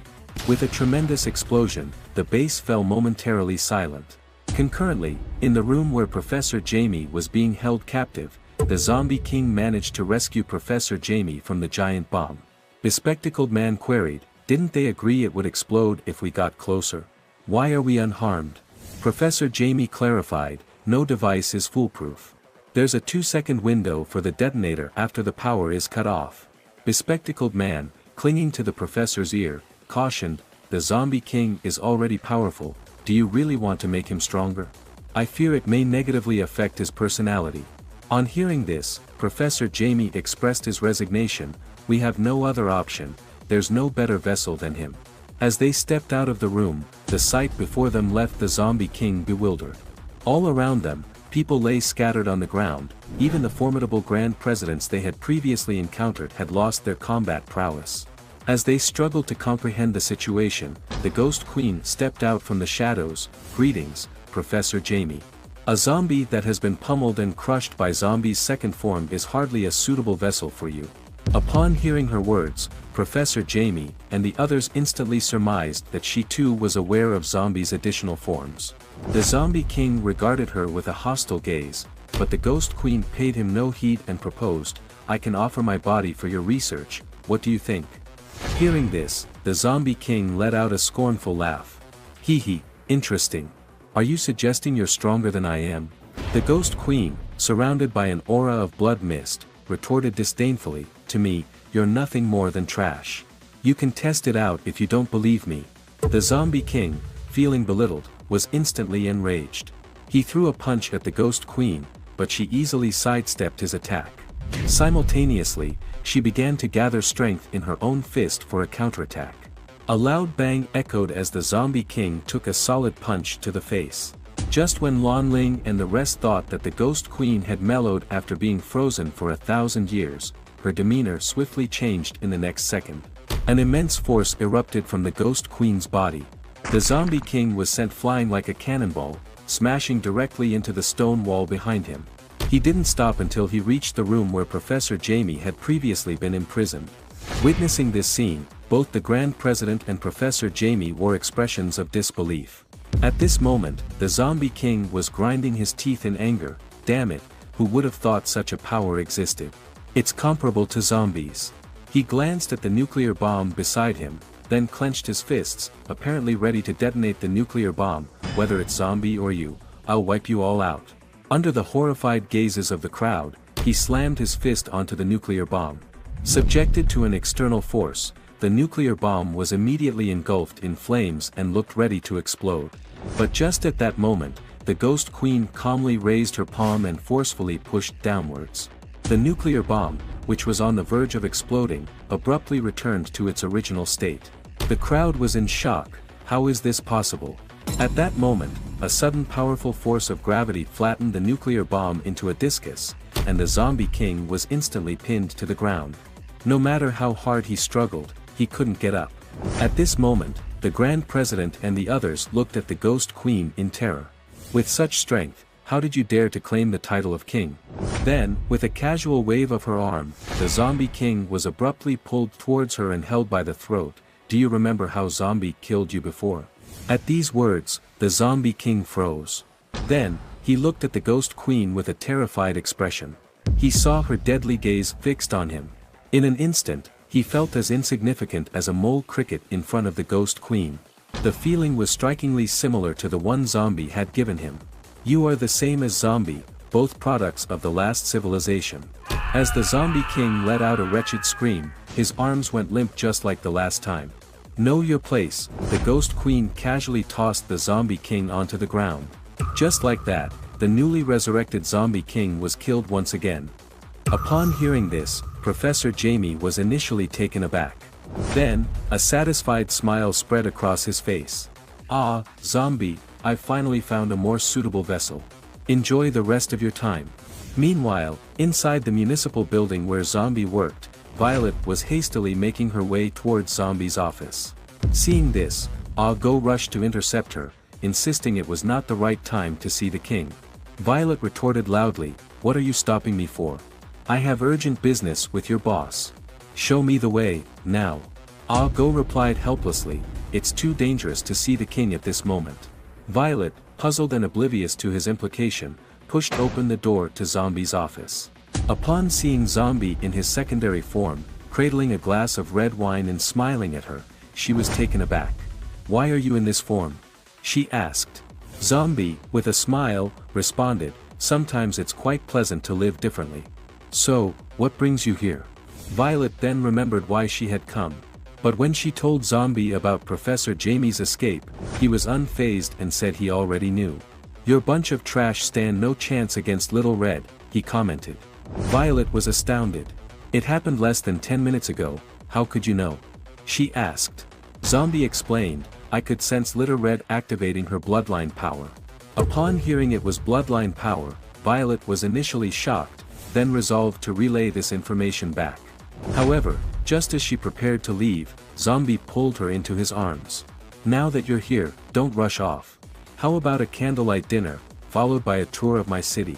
At the mention of a city tour, Violet panicked and tried to free herself from Zombie's grip. "Your idea of a city tour? Don't think I don't know what you did to Inspector Chen. Don't even think about it." Seeing Zombie still looking at her teasingly, she quickly mentioned the tense situation, intending to escape the zombie's clutches. Just then, Zombie spoke up, "Don't you want to understand how to use my bloodline power?" Hearing this, Violet froze before turning to look at Zombie, her face a picture of shock. Since her last bite from Zombie, her power hadn't increased at all, so she decided to stay. "Alright, for the sake of power, I'll accompany you on this date," she said reluctantly.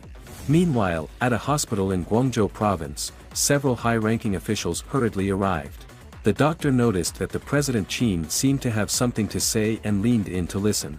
All he could make out from the frail voice was, "Call the department head." Meanwhile, Professor Jamie and his team arrived at the secret base. Immediately, Professor Jamie began a comprehensive analysis of the Ghost Queen. Upon seeing the bizarre data, he couldn't contain his excitement, exclaiming that it defied all scientific principles. At this point, Lon Ling expressed his concern, "If the zombie's genes are unusable, don't blindly continue your research and damage our king's body." Hearing this, the bespectacled man confidently reassured him, "Don't worry, Professor Jamie's research is at the pinnacle of all human beings. Professor Jamie then added, Zombie has successfully transformed other humans before, and while your great king isn't human, I can handle it. Now, the only issue is acquiring Zombie's genes. Upon hearing this, Lon Ling and the others broke out in a cold sweat. You're not suggesting we extract the genes directly from the zombie, are you? Professor Jamie laughed. Don't worry, I'm not foolish enough to send you all to your deaths.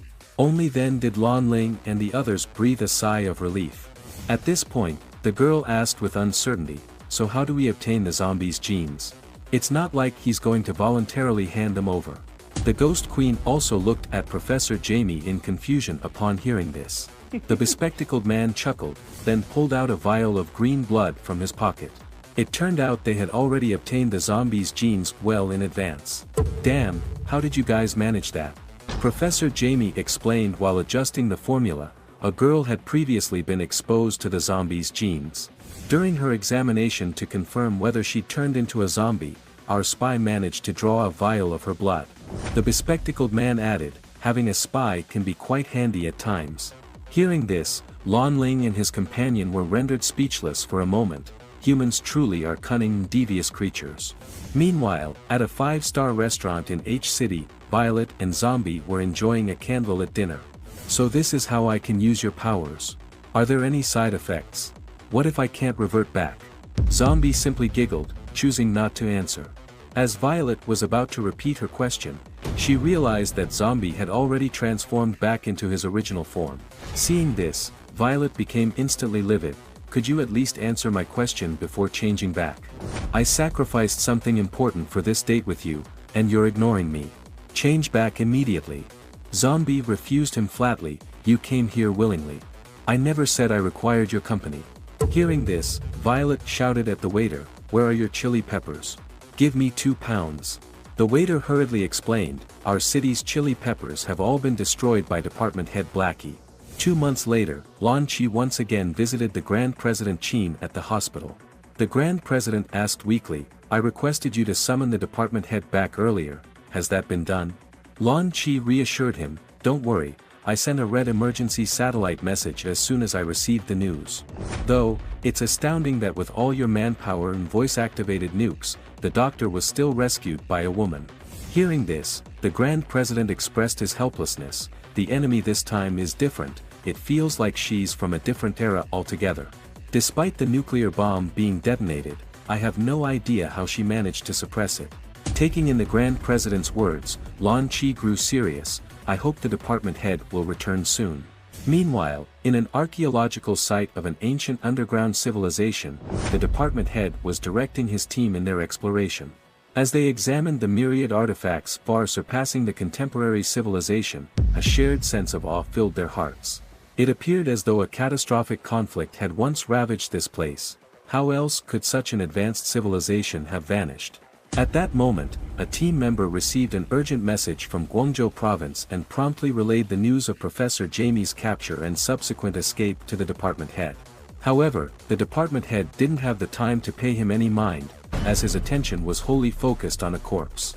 Upon scanning the body, the department head noted over 150 fractures scattered across it, as if some monstrous entity had crushed it. At this point, the team member chimed in, it seems our journey wasn't in vain, we've finally unearthed something of value. Yet, the department head replied, somewhat despondently, the reason this body has preserved so well over a millennium is that all its human tissue has been incinerated. It's little more than a hollow shell now, bereft of any significant scientific value. With that, he began to turn away, ready to inquire about the news from Guangzhou province. A team member reported, the Beyonders Academy managed to find a president with considerable skill, who succeeded in capturing Professor Jamie. However, Jamie was subsequently rescued, resulting in severe injuries to most of the presidents, and leaving our headquarters critically low on combat power. Upon hearing this, the department head promptly ordered a return to Guangzhou province. Just as they were preparing to leave, another team member discovered an object in the dust. Brushing it off revealed a badge inscribed with ancient characters. Simultaneously, a rumbling sound resonated from below, and several small orbs flew out from the surroundings. Instantaneously, a holographic figure appeared behind the ancient remains. Excellent, for the first time in 1,000 years, I see a human with such robust physique, he proclaimed. The team was taken aback. Is this some kind of animated corpses? The department head, however, calmly explained, there's no need to panic, this is merely a holographic projection. This elder has manifested likely because he has some unfulfilled desire. I wonder how we, the younger generation, can assist. At this, the projected figure in the green robe slowly spoke. If you vow to defend human civilization to the death, I can grant you strength beyond your current capabilities. The department head, slightly taken aback, responded, protecting human civilization is my utmost duty. I came here to gather information about your ancient society and to understand the circumstances of its downfall. Upon hearing this, a screen materialized behind the green-robed figure. Our downfall was due to this man. As he finished his sentence, the portrait of Zombie appeared on the screen. It transpired that 1,000 years ago, Earth was vastly different from its current state, divided into 2 continents. Back then, Earth was divided into 7 continents and 8 oceans, with hundreds of nations experiencing an unparalleled era of prosperity. To protect Earth more effectively, humanity came together, pooling resources to establish an interstellar civilization. They not only achieved interstellar travel, but also reached unprecedented technological heights. They were so advanced that alien technology seemed trivial in comparison, and the terrestrial beasts were the least of their concerns. Despite their sophisticated civilization, they failed to eliminate this zombie depicted before them. Upon hearing this, the department head and the others were taken aback in disbelief. They could never have fathomed that the entity responsible for the annihilation of human civilization was this seemingly adorable, somewhat cute-looking zombie before them. The subordinate standing by was skeptical that this ancient person before them was trying to fool them, given that the guy didn't look the least bit threatening. But as soon as he voiced his doubts, the department head immediately shot him down. Over the years, mankind has built so many academies to combat zombies. Although we've always managed to keep them at bay, we've never been able to eradicate them. You really think an ancient person would joke about something like this? And have you noticed? Since the day we were born, it seems like zombies have always existed. At this, the subordinate hesitantly replied, so, it's because of this guy. The department head didn't answer him and instead turned to the virtual human. Your advanced civilization was destroyed by this creature. What do we have now to fight against it? The virtual human stated, I embedded my memories into an AI before my demise, in the hope that future generations would find this place. Back then, we focused solely on technological development, but your generation has taken a different path. It seems that body cultivation can also reach incredible heights, and it is you who have shown me this hope. Upon finishing, the large gate behind him slowly opened, and an object flew out from within. In no time, Thanos' glove appeared before everyone's eyes. With your strong bodies, honed through your cultivation, and our ancient wisdom, you can certainly defeat it. Remember, no matter what groups appear in the world, zombies are the greatest enemy of humankind. With that, the image of the ancient person faded away. After ordering a subordinate to secure the glove, the department head bowed deeply towards the remains of the ancient person. Rest assured, ancestor.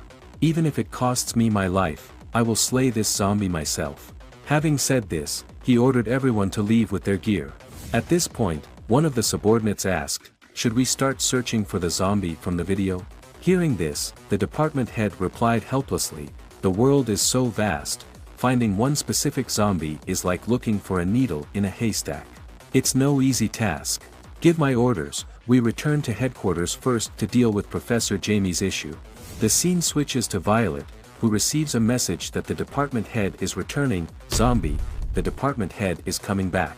Notify all the officers to assemble for a meeting. You should go too.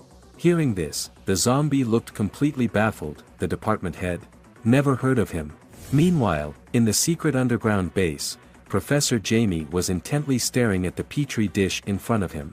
Suddenly, he began to laugh manically. It's a success, the Queen's body has successfully integrated Zombie's genes. At this moment, inside the petri dish, the vampire queen was immersed and absorbing the potion modified by Zombie's genes. Outside, however, Lon Ling was squatting on the ground, looking anything but happy. He was worriedly looking at a coin in his hand. The vampires were now dirt poor, and as the chief steward of the vampires, he couldn't support his clan even if he worked 20 jobs a day. This last coin was one he had begged for. Thinking about his plight, he couldn't help but shed tears. Just then, a subordinate leaned over and whispered in his ear, "Brother Lon Ling, we have hands and feet, why not get a side job?" Upon further inquiry, Lon Ling discovered that the side job this guy was referring to was robbing a bank. It turned out that he had passed by a bank earlier and noticed that everyone inside moved slowly, just like the sloths in Zootopia. So he suggested that they rob the bank together. With their speed, they could finish the job in 10 seconds, without anyone noticing. Upon hearing his proposition, Lon Ling suddenly became interested. "Alright, for our vampire brethren, I will accompany you on this heist." Meanwhile, at the headquarters of Guangzhou Province Academy, a subordinate reported to the department head, "Department head, all the presidents have arrived. We can start the meeting now." Hearing this, the department head immediately put on his helmet. With his command, a row of black cars slowly set off. At the same time, when Zombie and Violet came to the headquarters for the meeting, a bank in his hometown, City H, was being targeted by a few petty thieves. Lon Ling was seen squatting on the street, looking impatient. "You are dilly-dallying. I really don't know what big things you guys can accomplish." As soon as his words fell, a van stopped in front of him. Seeing this, Lon Ling quickly signaled his subordinates to start their operation. Once they got in the car, Lon Ling and his team immediately grabbed their gear. To ensure the plan went off without a hitch, Lon Ling confirmed once more, "How's the preparation? Any oversights?" At this point, Brother Chickenhead assured, "Brother Lon Ling, you can rest easy. We've investigated thoroughly. This is the time when there's the least amount of people, we're professionals at robbing banks." With that, the disguised group got out of the van and headed straight into the bank. What they didn't notice, however, was the glaringly bright words "Zombie People's Bank" atop the building. One could only wonder if they would still have the courage to proceed if they knew. As soon as they entered the building, they confidently started firing, and in the blink of an eye, they had control over everyone in the scene. When Lon Ling saw the money, he couldn't help but grin, hastening to stuff it into his suitcase. Meanwhile, at Department Head Blackie's financial building, Blackie was sipping coffee while listening to a financial report from a subordinate. "Department Head Blackie, the financial report for February has been compiled, and the revenue for this month has reached 435.6 billion. Upon hearing this, Blackie was quite satisfied. But as the most reliable subordinate of the zombies, he wouldn't tolerate any oversights in finance, so he gestured for his subordinate to tally the numbers once more. Just as the subordinate promised to finish as soon as possible, Blackie suddenly noticed something unusual at the bank. It turned out that after Lon Ling and his team had finished robbing the bank, they casually dropped a smoke grenade while escaping. At this moment, a soldier rushed to Blackie to report the situation. When Blackie learned that the bank had been robbed, he was momentarily startled. As Lon Ling and his crew drove towards the outskirts of the city, Lon Ling looked at the banknotes in his hand, contemplating how he wouldn't have to live a hard life anymore. A soul-shaking voice echoed in his ear, "Lon Ling, you are quite bold." Upon hearing this, Lon Ling looked back, annoyed. But when he saw Blackie standing on the rooftop staring at him, Lon Ling immediately broke out in a cold sweat. "Damn, how did he get here?" He then grabbed the collar of his subordinate. "You big idiot, what bank did you have me rob?" The subordinate looked completely bewildered. "I don't know either, I can't read." At this point, another subordinate with a dictionary chimed in, "I think the bank we robbed is called Zombie People's Bank." Upon hearing this, Lon Ling nearly fainted, his eyes rolling back. He then sneakily glanced back, only to be terrified to the point where his facial features began to distort. At this moment, Blackie had already switched to battle mode. "Dare to rob my bank, I won't let you off this time." Do you have any idea how serious the consequences of angering Blackie are? He simply punched towards the building, and cars within a few kilometers were instantly sent flying into the air. Lon Ling was directly punched out of sight by him. Just now, Lon Ling and his gang had robbed Zombie People's Bank. Blackie, as the department head of finance, was immediately furious upon learning about this. He instantly set his sights on the vehicle where Lon Ling and his gang were. When Lon Ling saw that it was Blackie who was chasing them, he was so scared that he almost fainted. He then yelled at his men, "Drive fast, shake him off. That guy is the most mysterious subordinate zombie accepted 800 years ago." However, Before he could finish his words, he heard Blackie angrily say, "I don't know what you and your queen want to do. If you want to live, give me the money back now." With that, he jumped into the air and punched down on the building below. The powerful force instantly spread downwards through the building. The next second, all vehicles within a few kilometers were floating up. Seeing this scene, Lan Ling and his gang were immediately startled. "This is too exaggerated, boss. The little money we stole is not enough for you to repair these cars." Seeing that Blackie was staring at them, Lan Ling knew this was not the way to go. So he gritted his teeth and jumped onto the roof of the car. "You guys split up and run, go back and tell the queen we're in trouble. I'll hold him off here. We both serve as the head stewards. I'm curious to see just how strong you really are." But as soon as his voice fell, Blackie punched him in the face. "To be on par with me, you're not worthy." With a loud bang, Lan Ling was blasted into the sky by Blackie. The other two who witnessed this scene were stunned. "My gosh, is this guy insanely strong?" Meanwhile, at the headquarters in Guangzhou province, all the bigwigs at the president level had gathered. It didn't take long for the department head to arrive as well. "I've already received the news of Professor Jamie's escape. However, before that, there's something more important I need to discuss with everyone." After saying this, he signaled his subordinates to begin. They pressed a button and instantly a platform rose, carrying the golden glove. Upon seeing the glove, all the presidents revealed puzzled expressions. "What is this?" At this point, the department head explained, "I discovered this glove while exploring ancient ruins. It can be regarded as the crystallization of ancient technology." Hearing this, all the presidents were taken aback. They didn't expect this unassuming glove to be a product of ancient technology. At this point, President Ng exclaimed with excitement, "With this ancient technology, can't we easily deal with Professor Jamie and that strange woman?" However, the department head expressed at this moment, "There's no need to use this thing to deal with Jamie and the others. We need to use this to deal with a more terrifying monster."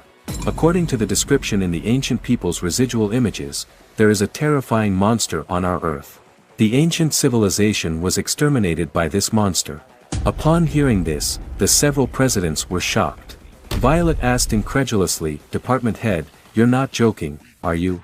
Is there really such a terrifying creature on Earth that can even exterminate ancient people?" Hearing this, the department head confirmed with a serious face, "I've seen what that monster looks like. Although it looks completely harmless, the ancient people said it's an extremely dangerous existence."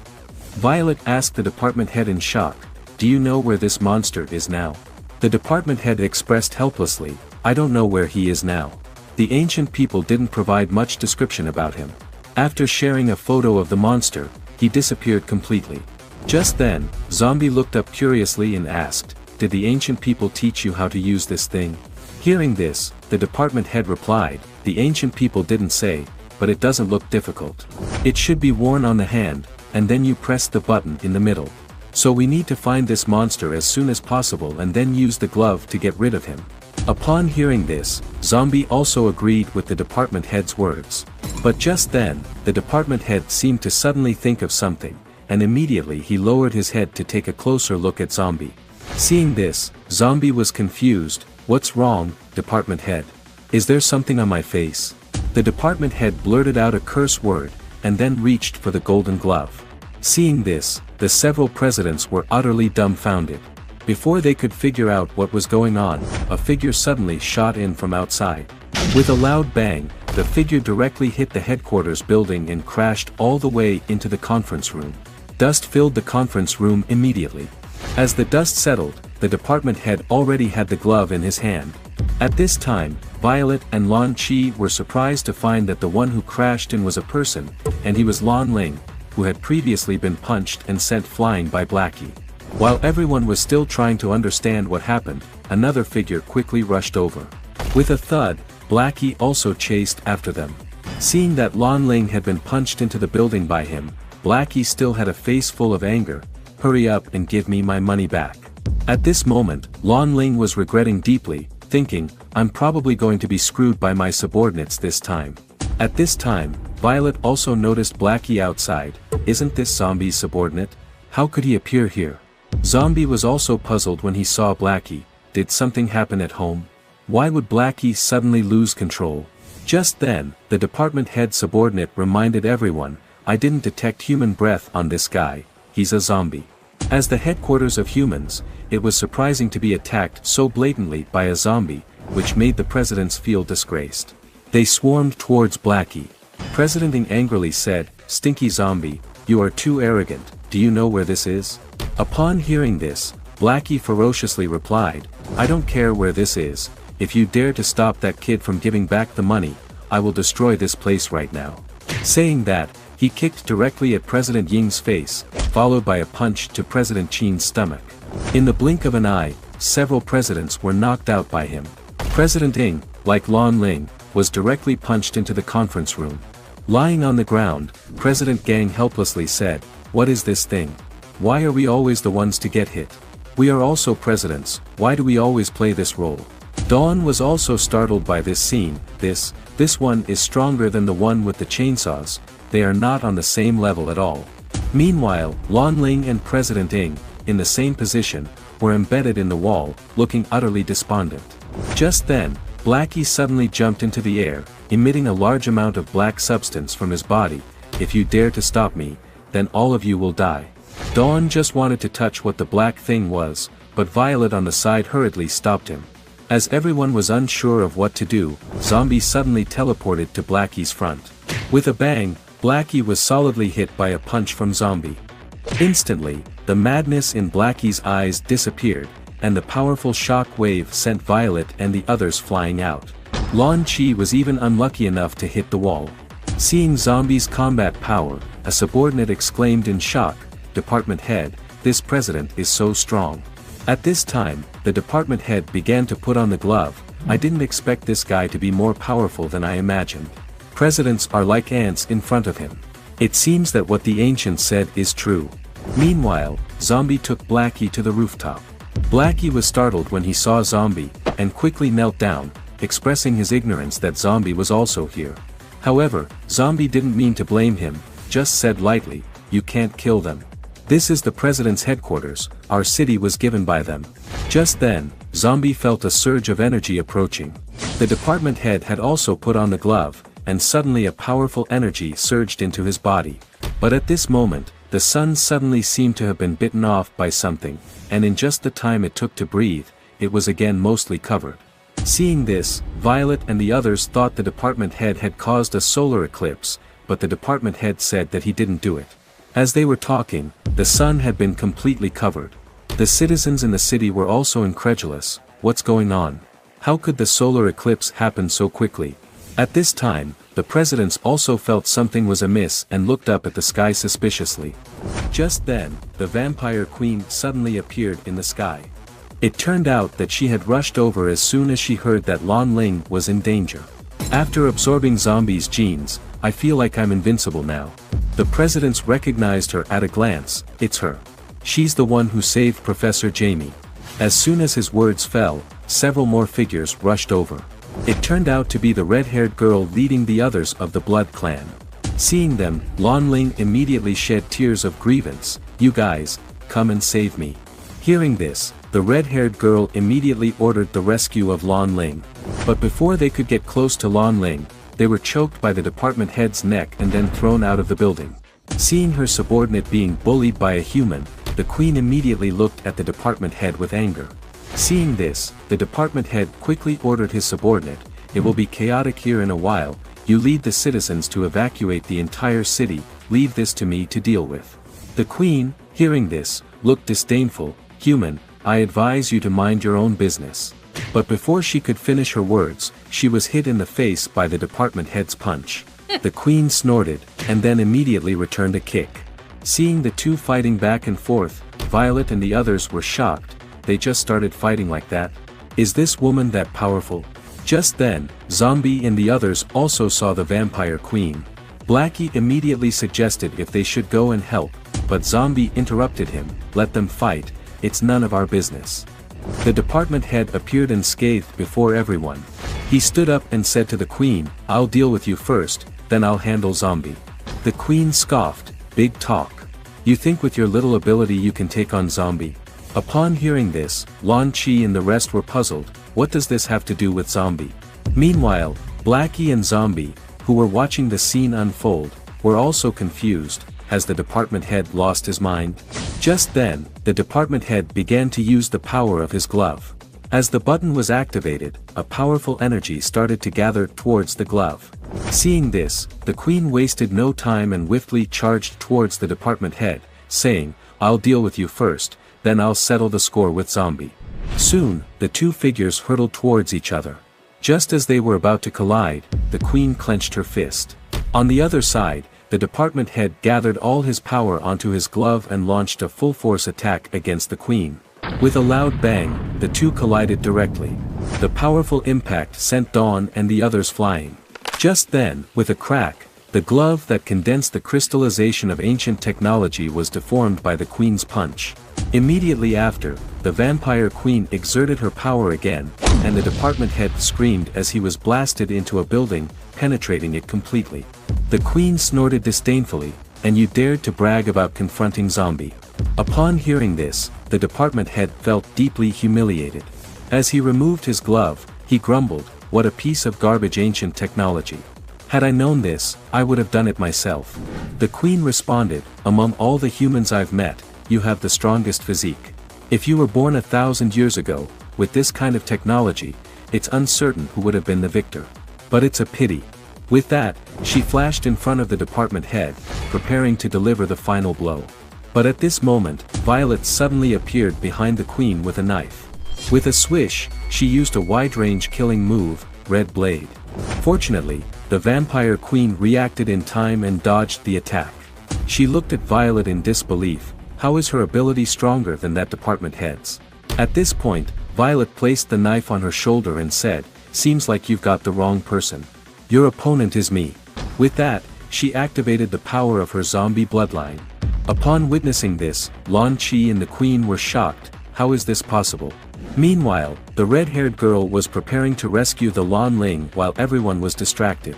But just then, Dawn suddenly appeared and pinned her on a rooftop. She had also activated her zombie form. Seeing this, the queen's expression turned serious. "What's your relationship with Zombie?" Dawn turned her head and scoffed, "Don't be so arrogant. Also, you should worry about yourself for now." Just then, Violet took a step forward. "So you're the vampire queen? I would like to see what you're made of." Seeing this, the department head was utterly baffled. "Violet, what's happening today?" Lan Chi and the others were looking at Violet in shock. Something's off with Violet. Is she usually this strong? In the momentary silence on the battlefield, the red-haired girl suddenly shouted at Dawn, "Damn it, don't underestimate me." With that, she broke free from Dawn's control and created distance between them with a few backflips. Seeing her prey escape, Dawn was surprisingly excited and playful. The red-haired girl was annoyed and said, "I'm not like those weaklings you can easily manipulate. If I don't show my strength, will you think I'm a pushover?"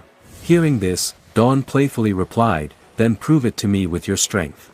As soon as she finished speaking, the red-haired girl suddenly rushed forward. But in the next second, Dawn cleanly landed a kick on her chin. The vampire girl looked at her with disbelief all over her face.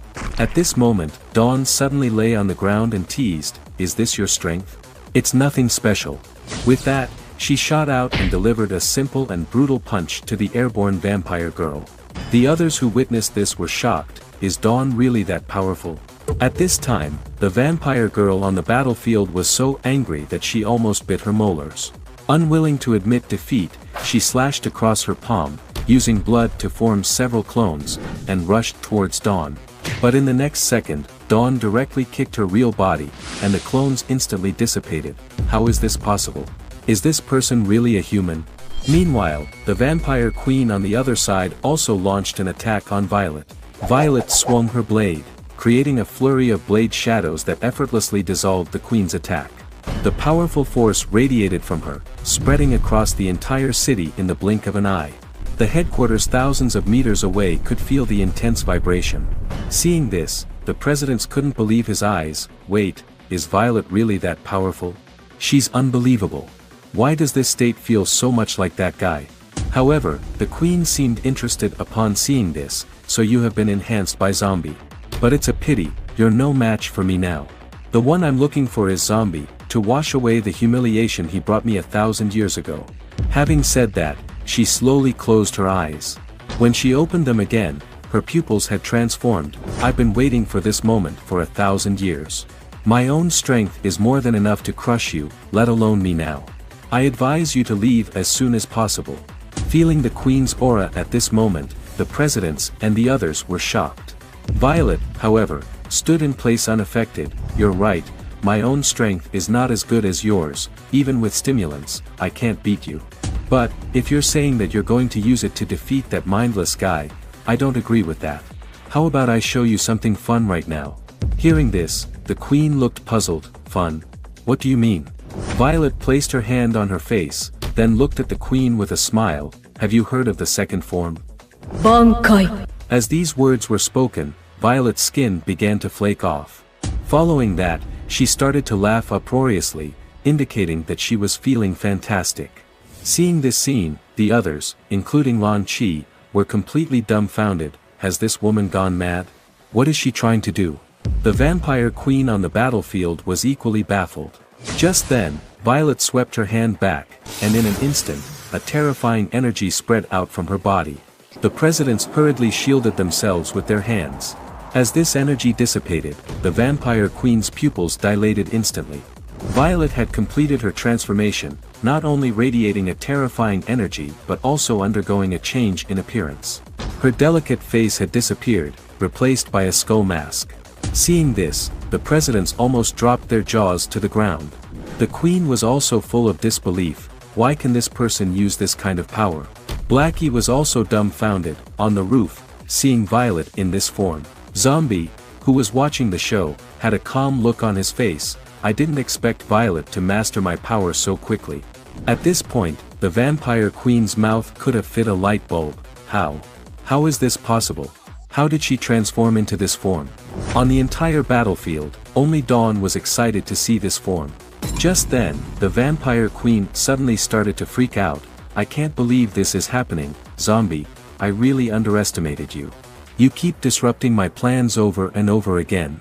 But before she could finish her sentence, Violet interrupted. Do you have time to lament life at this point? I don't think there's any need to waste any more time. Hearing this, the queen instantly transformed her blood into a sword, then in a flash appeared above Violet. You're right, only the weak talk too much. With that, she spun her body in the air and then fiercely slashed down at Violet. Violet immediately held her blade across her chest, swiftly sliding her hand over the blade. Astonishingly, she instantly sharpened the blade with her own blood and swiftly swung a red blade at the queen. With a swoosh, before the queen could even react, a blood mark appeared on her forehead.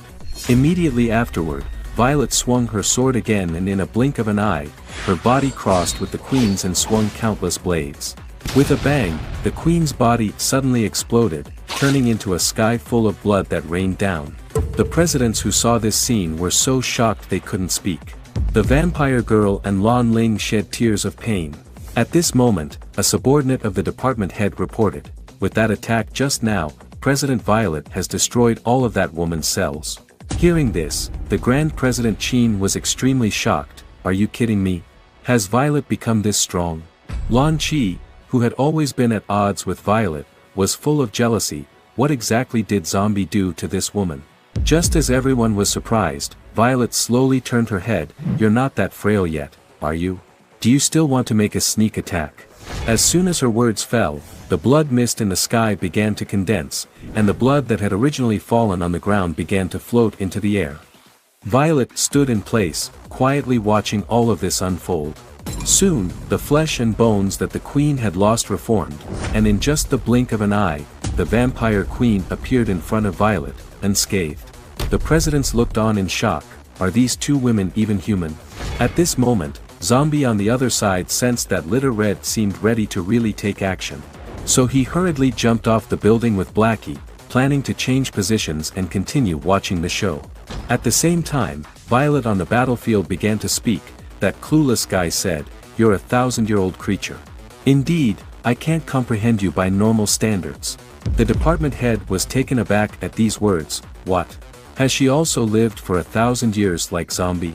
Just then, his golden glove on his arm suddenly reacted. At this moment, Zombie came to the headquarters with Blackie, warning everyone, it's dangerous here, hurry up and leave. Seeing Zombie, Lan Chi was instantly furious. Zombie, you bastard, what have you done to Violet? Saying this, he chased after Zombie. Seeing Zombie, the queen's face instantly turned gloomy. With a wave of her hand, the sky was immediately covered with dark clouds and a huge vortex began to form in an instant. Violet was also secretly shocked to see this scene. I didn't expect that she, like Zombie, could trigger celestial phenomena. At this moment, the queen coldly looked at Violet. I'll take care of you first. Hearing this, Violet immediately assumed a battle stance. Let's see if you can do that. At this point, Zombie had already brought Blackie to a safe place, and Lan Chi and the presidents quickly followed. But just as they were preparing to question Zombie, there was a loud bang, and Violet charged at the queen. Seeing this, the queen swiftly swung several swords. In an instant, the building where Zombie and the others had just stood was hit by the sword energy, and with a bang, it was cut into pieces. The collapsing building fell straight towards Violet. Just as Violet raised her hand to split the building in two, the queen quickly approached her. In a rush, she hurriedly swung her sword to block the queen's blood blade, but was punched in the face by the queen the next second. Violet adjusted her body with the momentum and assumed an attacking posture. Then she made a fierce flip and swung a blade at the queen. Seeing her operation, Lan Chi and others were petrified in an instant. Zombie couldn't help but comment in his heart, it seems that not only do I have violent tendencies after transforming. Violet's blade not only dispersed the dark clouds in the sky instantly, but even the Guangzhou province was split in two. But the blade strike didn't cause any damage to the queen. When she turned her head and saw the destructive power of this strike, her expression immediately became serious. I didn't expect this guy could break through my attack. At this moment, Zombie, who was watching the show, was full of praise for Violet's attack. Lan Chi on the side was shocked, it's ridiculous, can't she be killed like this? Meanwhile, on the other side, the department head who found that his glove was reacting wanted to take it off immediately, but no matter what method he used, he just couldn't remove it. At this moment, Violet landed on a building, but before she could steady herself, the vampire queen appeared in front of her in a flash. Violet didn't even have time to react before she was kicked and sent flying again. Following that, the queen gathered her energy in mid-air and with a swoosh, she chased after Violet. Then, another palm struck Violet. There was a loud bang as Violet hit hard against the building and was then rebounded. But the next second, with a plop, a sword directly pierced her body. I admit that you're strong, but even if you've activated your second form, what can you do to me? The presidents were scared silly at this sight, and Lan Chi also couldn't close his mouth in shock. How is this possible? Was Violet just killed like that? But the next second, Violet suddenly moved. She slowly pulled her own blade from her body and landed directly in front of the queen. You're right, I still can't hurt you, but you can't hurt me either. Seeing that Violet also had an immortal body, Lan Chi rushed to Zombie like a madman. Zombie, give it to me quickly, I want it too. Don't think I don't know what you've done to Violet. But Zombie directly refused her. No, it's too violent. While Lan Chi was being relentless with Zombie, the department head on the other side suddenly experienced something unusual. Damn it, what's going on with this glove? Just then, a voice rang in his mind, haha, your body now belongs to me. After saying that, a surge of energy drilled into the department head's body from the glove, followed by a large amount of golden substance floating out of the glove. Seeing this, the department head was immediately panicked. Damn it, how is this possible, who are you? The next second, the ancient man who had given the department head the glove appeared in his mind. Following this, with a bang, a powerful and ancient energy shot up to the sky. As everyone was wondering what had happened, a giant golden figure appeared in the sky above the earth. He had 1 foot on the earth and slapped his palm down towards the Guangzhou province. Ha ha ha, I've been revived. Seeing this, the presidents and the others wore expressions of shock. What is that thing? Seeing the giant shadow appearing in the sky above Guangzhou province, the fleeing citizens of Guangzhou province were utterly despondent. My God, is this the end of the world? With a bang, the giant hand slammed down, instantly shattering the buildings. Lan Chi and the others were immediately thrown out. Zombie, seeing this, quickly moved through the rubble to them. He punched the President Qin in the stomach, slapped the President Ng in the face, and then grabbed Lan Chi's collar, rescuing them in a matter of seconds. But just then, there was a sudden roar from behind him, and a giant hand reached out towards him instantly, directly gripping him in its palm. At this moment, a golden mech standing 10,000 meters tall was hovering above the earth. Looking at the giant object in front of them, Violet and the Queen temporarily stopped fighting.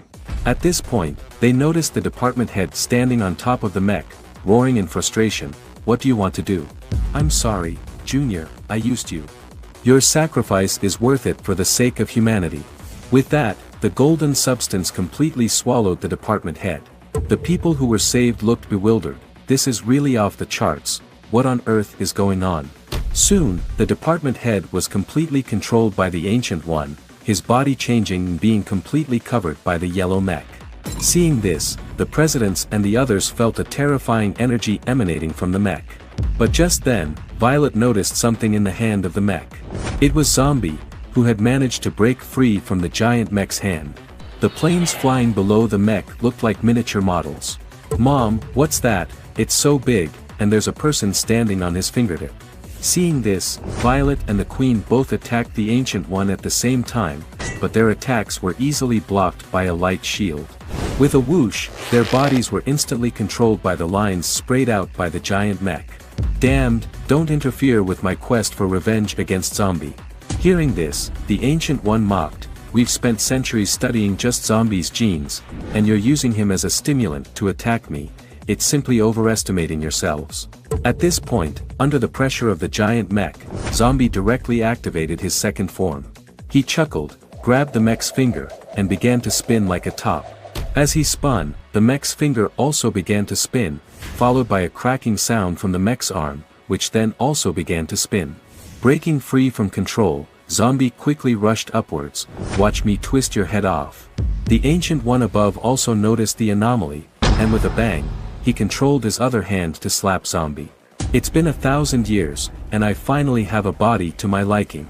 Come on, Zombie, what are you waiting for? Show your true form and fight with me." Hearing this, Zombie suddenly exerted his strength to lift the mech's palm. "Then I'll fulfill your wish." The next second, Zombie changed form again, and those disdainful dead fish eyes once again appeared before everyone. He threw a punch, instantly blasting the mech's hand away. Seeing Zombie's form, the Queen was visibly taken aback.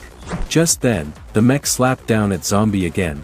The Ancient One, seeing Zombie's form, said discontentedly, "Zombie, are you looking down on me by taking this form? You damned monster." Hearing this, Lan Chi looked bewildered. "Zombie has become his most powerful form, how is it looking down on you?" Just then, Zombie again swung his fist, knocking away the mech's arm. The Ancient One, seeing this, snorted coldly. A mechanical sound was heard, and suddenly a row of small ancient mechs appeared on the head of the giant mech.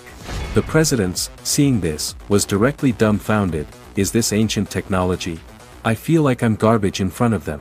While they were feeling this, Zombie had already killed his way into the group of mechs, scrapping a mech with every move.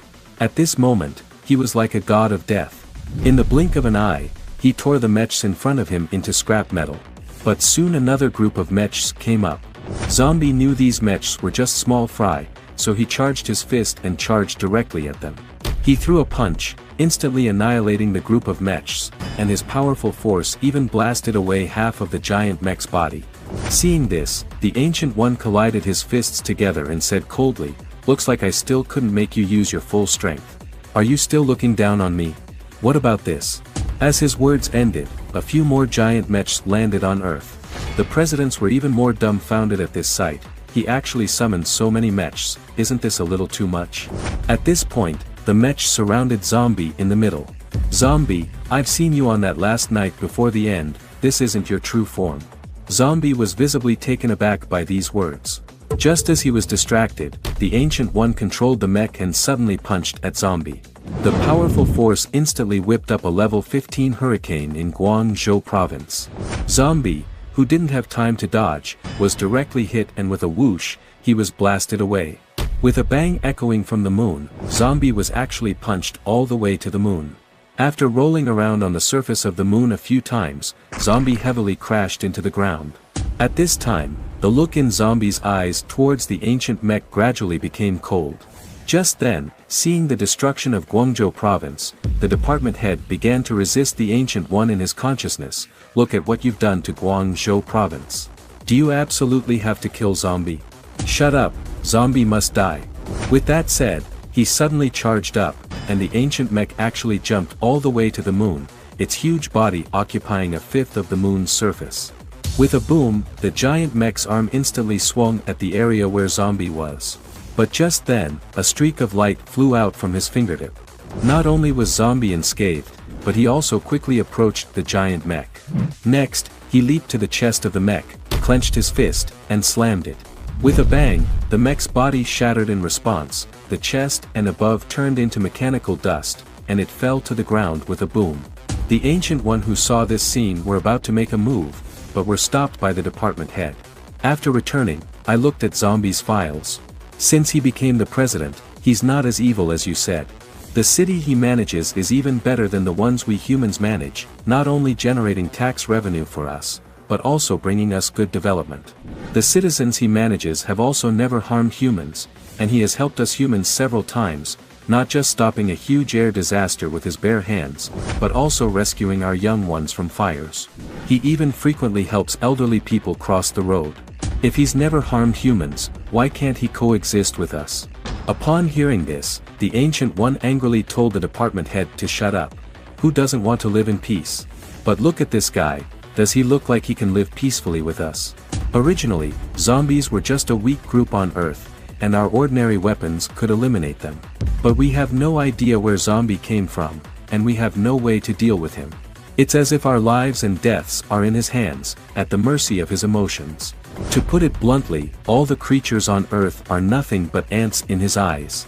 Therefore, we can't allow such a powerful creature to exist. With that, the Ancient One once again gathered energy, then with a wave of his hand, he threw the energy towards the moon. As the golden energy came into contact with the giant mech, its body began to regenerate quickly. In no time, it turned into an ancient warrior mech holding a giant sword, and behind him were several other warrior mechs also holding giant swords. Zombie, you must disappear from this world today. Divine punishment.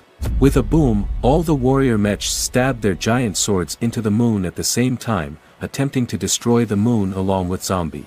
At the same time, the Ancient One's body burst with powerful energy, trying to control Zombie's actions. But just then, Zombie's hair suddenly changed. Power. Sometimes, bigger isn't always better. Just as the Ancient One was puzzled, Zombie casually snapped his fingers. In an instant, the bodies of the warrior mechs shattered, and the huge golden sword broke in response.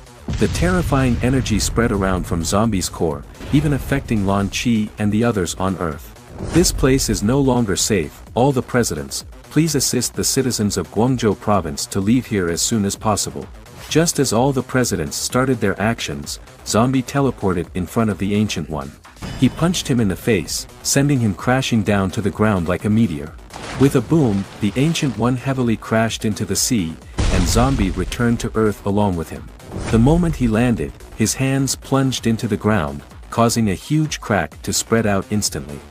At this moment, the Ancient One was filled with frustration. He hadn't expected that Zombie could completely overpower him in this form. Meanwhile, in Guangzhou province, Lan Chi and the others were helping the citizens evacuate. Just as Lan Chi was running with a baby in his arms, she suddenly noticed cracks appearing on the ground beneath him. He turned to look and saw Zombie, hands pressed against the ground, making a crackling sound. As Zombie continued to exert force, a crack began to spread in an instant. Suddenly, the entire Guangzhou province started to shake violently, as if a magnitude 20 earthquake was happening. Under Zombie's continuous efforts, the crack grew larger and larger. With a roar, a bottomless crack appeared, running through the entire Guangzhou province. With the continuous rumbling sound, the crack spread all the way to the distant mountains, and eventually, the earth was split in two by Zombie. Seeing the scene before them, the presidents were incredibly shocked. Lan Chi slipped and accidentally fell into the crack. Fortunately, the President Ing grabbed her hand in time and saved her. This Zombie is too terrifying. This isn't something a carbon-based life form could do. At the same time, the Ancient One who had been punched into the deep sea by Zombie also surfaced. With a whoosh, Zombie immediately appeared in front of him and punched him in the stomach. The power of this punch sent the Ancient One all the way to the South Pole. While the Ancient One was coughing violently, he said to the department head, "Junior, do you see it? This is the destructive power of this monster." Just then, the Ancient One was surprised to find that the tsunami that was heading towards the city suddenly stopped. Zombie was standing on top of it, staring at him with cold eyes. His appearance had changed again, and he had grown long hair that reached his buttocks. Seeing this, the department head was as if struck by lightning. What kind of creature is this guy? Violet, seeing Zombie at this moment, was also shocked. The vampire queen was also taken aback. This is Zombie. How come I have never seen him look like this before? Upon seeing Zombie's appearance at this moment, the Ancient One laughed excitedly. "Yes, it's this face. That's the exact face I saw right before everything was destroyed." With that, he flew into the high sky. "Zombie, I have finally forced you into this form."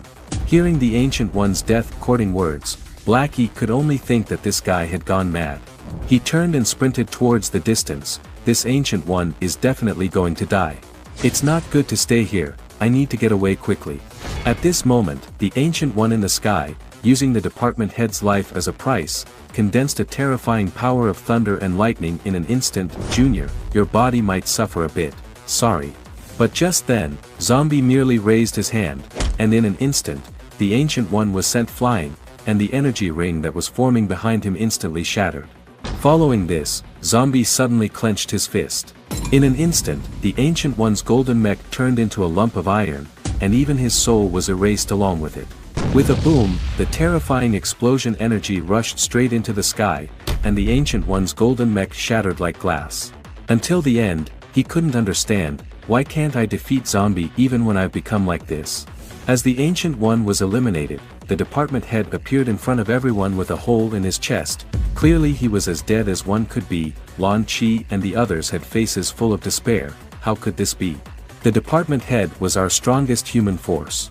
At this moment, Blackie reminded Zombie, "My lord, the department head cannot die, otherwise all your previous efforts will be in vain."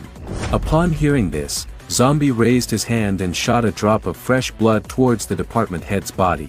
In an instant, the genes in the department head's body changed, and the missing flesh from the department head's chest began to rapidly repair at a speed visible to the naked eye. His heart also started to thump and beat again. The presidents, upon seeing this, were utterly shocked. The vampire queen was equally astounded, so it can even be like this. Violet felt a wave of emotion in her heart. "Zombie, just how many more tricks do you have up your sleeve?" Soon, the department head's consciousness returned, and he looked at his own body in disbelief. At this moment, he finally understood that Zombie was not someone they could defeat. He also understood why the Ancient One wanted to eliminate him at all costs, because this man was simply a monster. They were afraid of Zombie, so they chose to eliminate him. At this moment, the entire battlefield was dead silent. Everyone was afraid to accidentally anger Zombie. Just then, a bang broke the brief silence. Violet burst forth and appeared in front of Zombie, but when she looked at Zombie, she found that he had returned to his previous silly appearance. "How is it, Violet? Is my bloodline power useful?" Upon hearing Zombie's words, Violet relaxed and deactivated her second form. Subsequently, she loudly reprimanded, "If you had said earlier that you could have killed him in an instant, why did you bother tearing open the rift? Now, thanks to you, our home is completely destroyed." Hearing this, Zombie said somewhat sheepishly, "Didn't I just not want to scare others?" The vampire queen was left speechless by these words. With that, the incident with the Ancient One came to an end. Due to Zombie's actions, the entire southern continent shifted more than 100 kilometers, affecting the Earth's climate and forming the deepest ocean trench on Earth. 2 months later, as several cities in the province had been destroyed, Zombie's Architecture Association took full responsibility for the city's reconstruction work. At this time, in the department head's office, he was looking at Zombie's information, deep in thought. After learning why the Ancient One wanted to eliminate Zombie, the department head also dismissed the idea of being Zombie's enemy. So, he called over Inspector Chen and instructed her to go to the market and select several bags of excellent eggs. As the department head, it was time for him to pay a visit to the newly appointed president of H City. Meanwhile, on the other side, the second phase of the Vampire New City project was also in full swing. Lon Ling was on the construction site urging the progress of the project. "You guys are hired by me with money, so get moving." When the redhead girl asked Lon Ling where the money came from, he instantly broke out in a cold sweat. At the same time, in H City, Ah Go asked Blackie why he lent money to their sworn enemy. The king said that we should stay obedient and not fight, so as to not let Lon Ling always covet the money in my bank. It's easier to lend it to them. With a high interest rate of 20%, they'll have to work for us for at least 300 years. Hearing this, Ah Go and the others were left speechless. This guy is so black-hearted. Some rejoice while others mourn. At this time, the vampire queen was curled up in her room in a daze. She never could have imagined that zombie could transform again. When she was initially sealed, she had only seen zombie's second form. She didn't expect that when she drugged zombie and launched a sneak attack, she had only witnessed a small part of his power. Seeing zombie in his new form, like a god of killing, she, who has always been strong, shed tears of unwillingness when she knew that she could never defeat zombie in this lifetime. With this, the second season of Mr. Zombie comes to an end. However, at this point, in the previously underground ruins, a man suddenly appears in front of the remains of the Ancient One, and the person who came was none other than Professor Jamie. "Zombie, our business is not over yet. As long as I'm not dead, I will definitely erase you from this world." After his victory over the Ancient One, Zombie finally achieved his dream.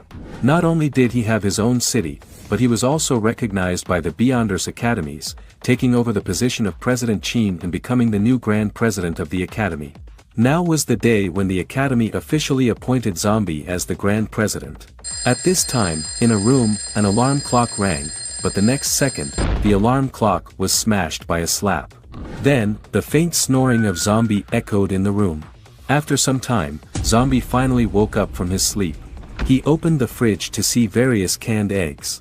Zombie casually grabbed a raw egg and swallowed it. At this time, a lifetime of images continuously appeared in his mind. First, he was in school one day, and suddenly turned into a zombie. Then he mindlessly wandered around with his kind, until one day, a group of humans brandishing firearm began to slaughter zombies. To avoid being turned into a perpetual machine, he joined the iron-pumping army, living on protein powder and exercise. Eventually, he became invincible and learned to use the power of the zombie bloodline, able to transform into different forms for battle. His first form was cute and a bit silly, the second form was handsome but a complete battle maniac, the third form embodied the strong and silent type, and the fourth form, which was like a Super Saiyan transformation. It was in this form that Zombie destroyed the previous human civilization. Since then, Zombie began to tire of war. For peace, he chose to help humans, solving many problems for them in the process. Whether it was the Zombie King or the Ancient One, he was slowly changing human perceptions of zombies. In the end, he achieved his dream and got his own city. But things didn't seem to be going as he expected, because the power he demonstrated began to make humans afraid of him. Just as Zombie was considering what to do next, the doorbell rang. He opened the door to find Violet standing outside. Violet said angrily, "Zombie, what the hell are you doing? What kind of leader are you? All the presidents have been waiting for you for 2 hours."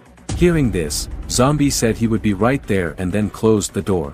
The scene shifted to the Beyonders Academies, where Lan Chi was passionately giving a speech on stage, with a huge banner behind her appointing Zombie as the Grand President.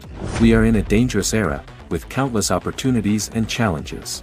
We have witnessed the growth of the Academy, and now Zombie will lead our Academy to prosperity.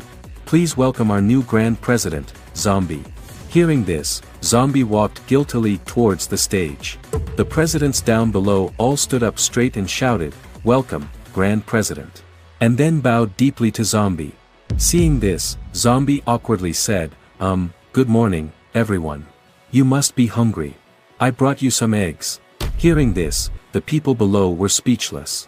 Some people even spoke up for President Chin. "President Chin, with this kind of IQ, how can he possibly replace you?"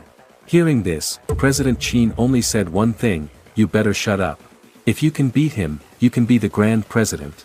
Meanwhile, in the department head's office, the Inspector Chen ran in flustered. "It's not good, department head, things have gotten serious. This is a direct call from the national president." Hearing this, the department head immediately stood up. What happened? How could it have alarmed the national president? He quickly picked up the phone to understand what had happened.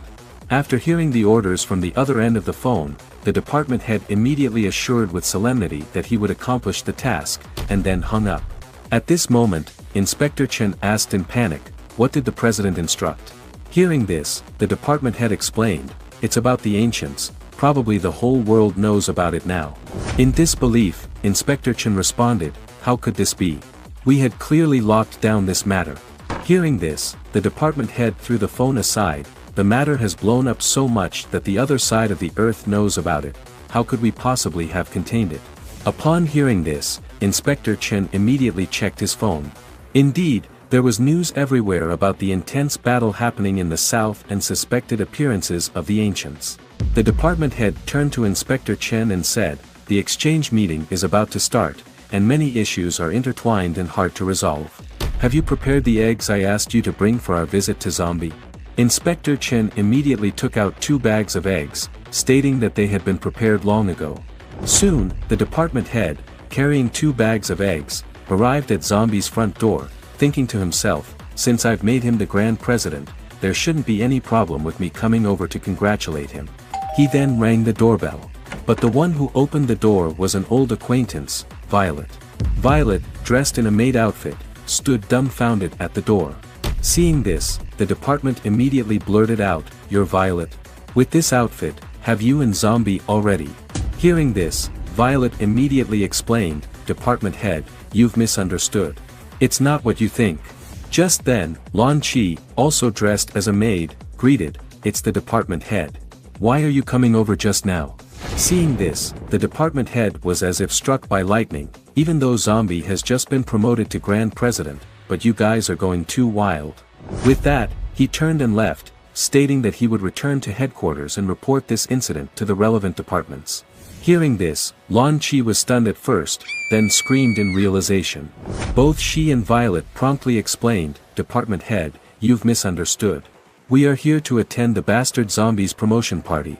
We are dressed like this because we lost a game." Hearing this, the department head expressed his doubts, "Is what you said true?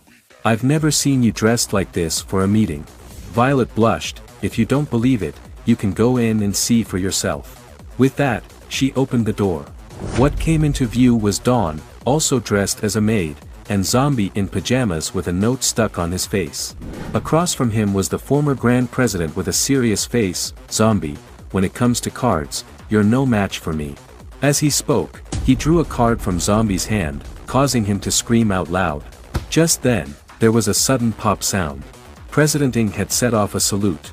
Behind him, the banner read, "Zombie, the Grand President, has issued his first executive order. Anyone who fails to participate in the team-building activities will be dismissed from public office."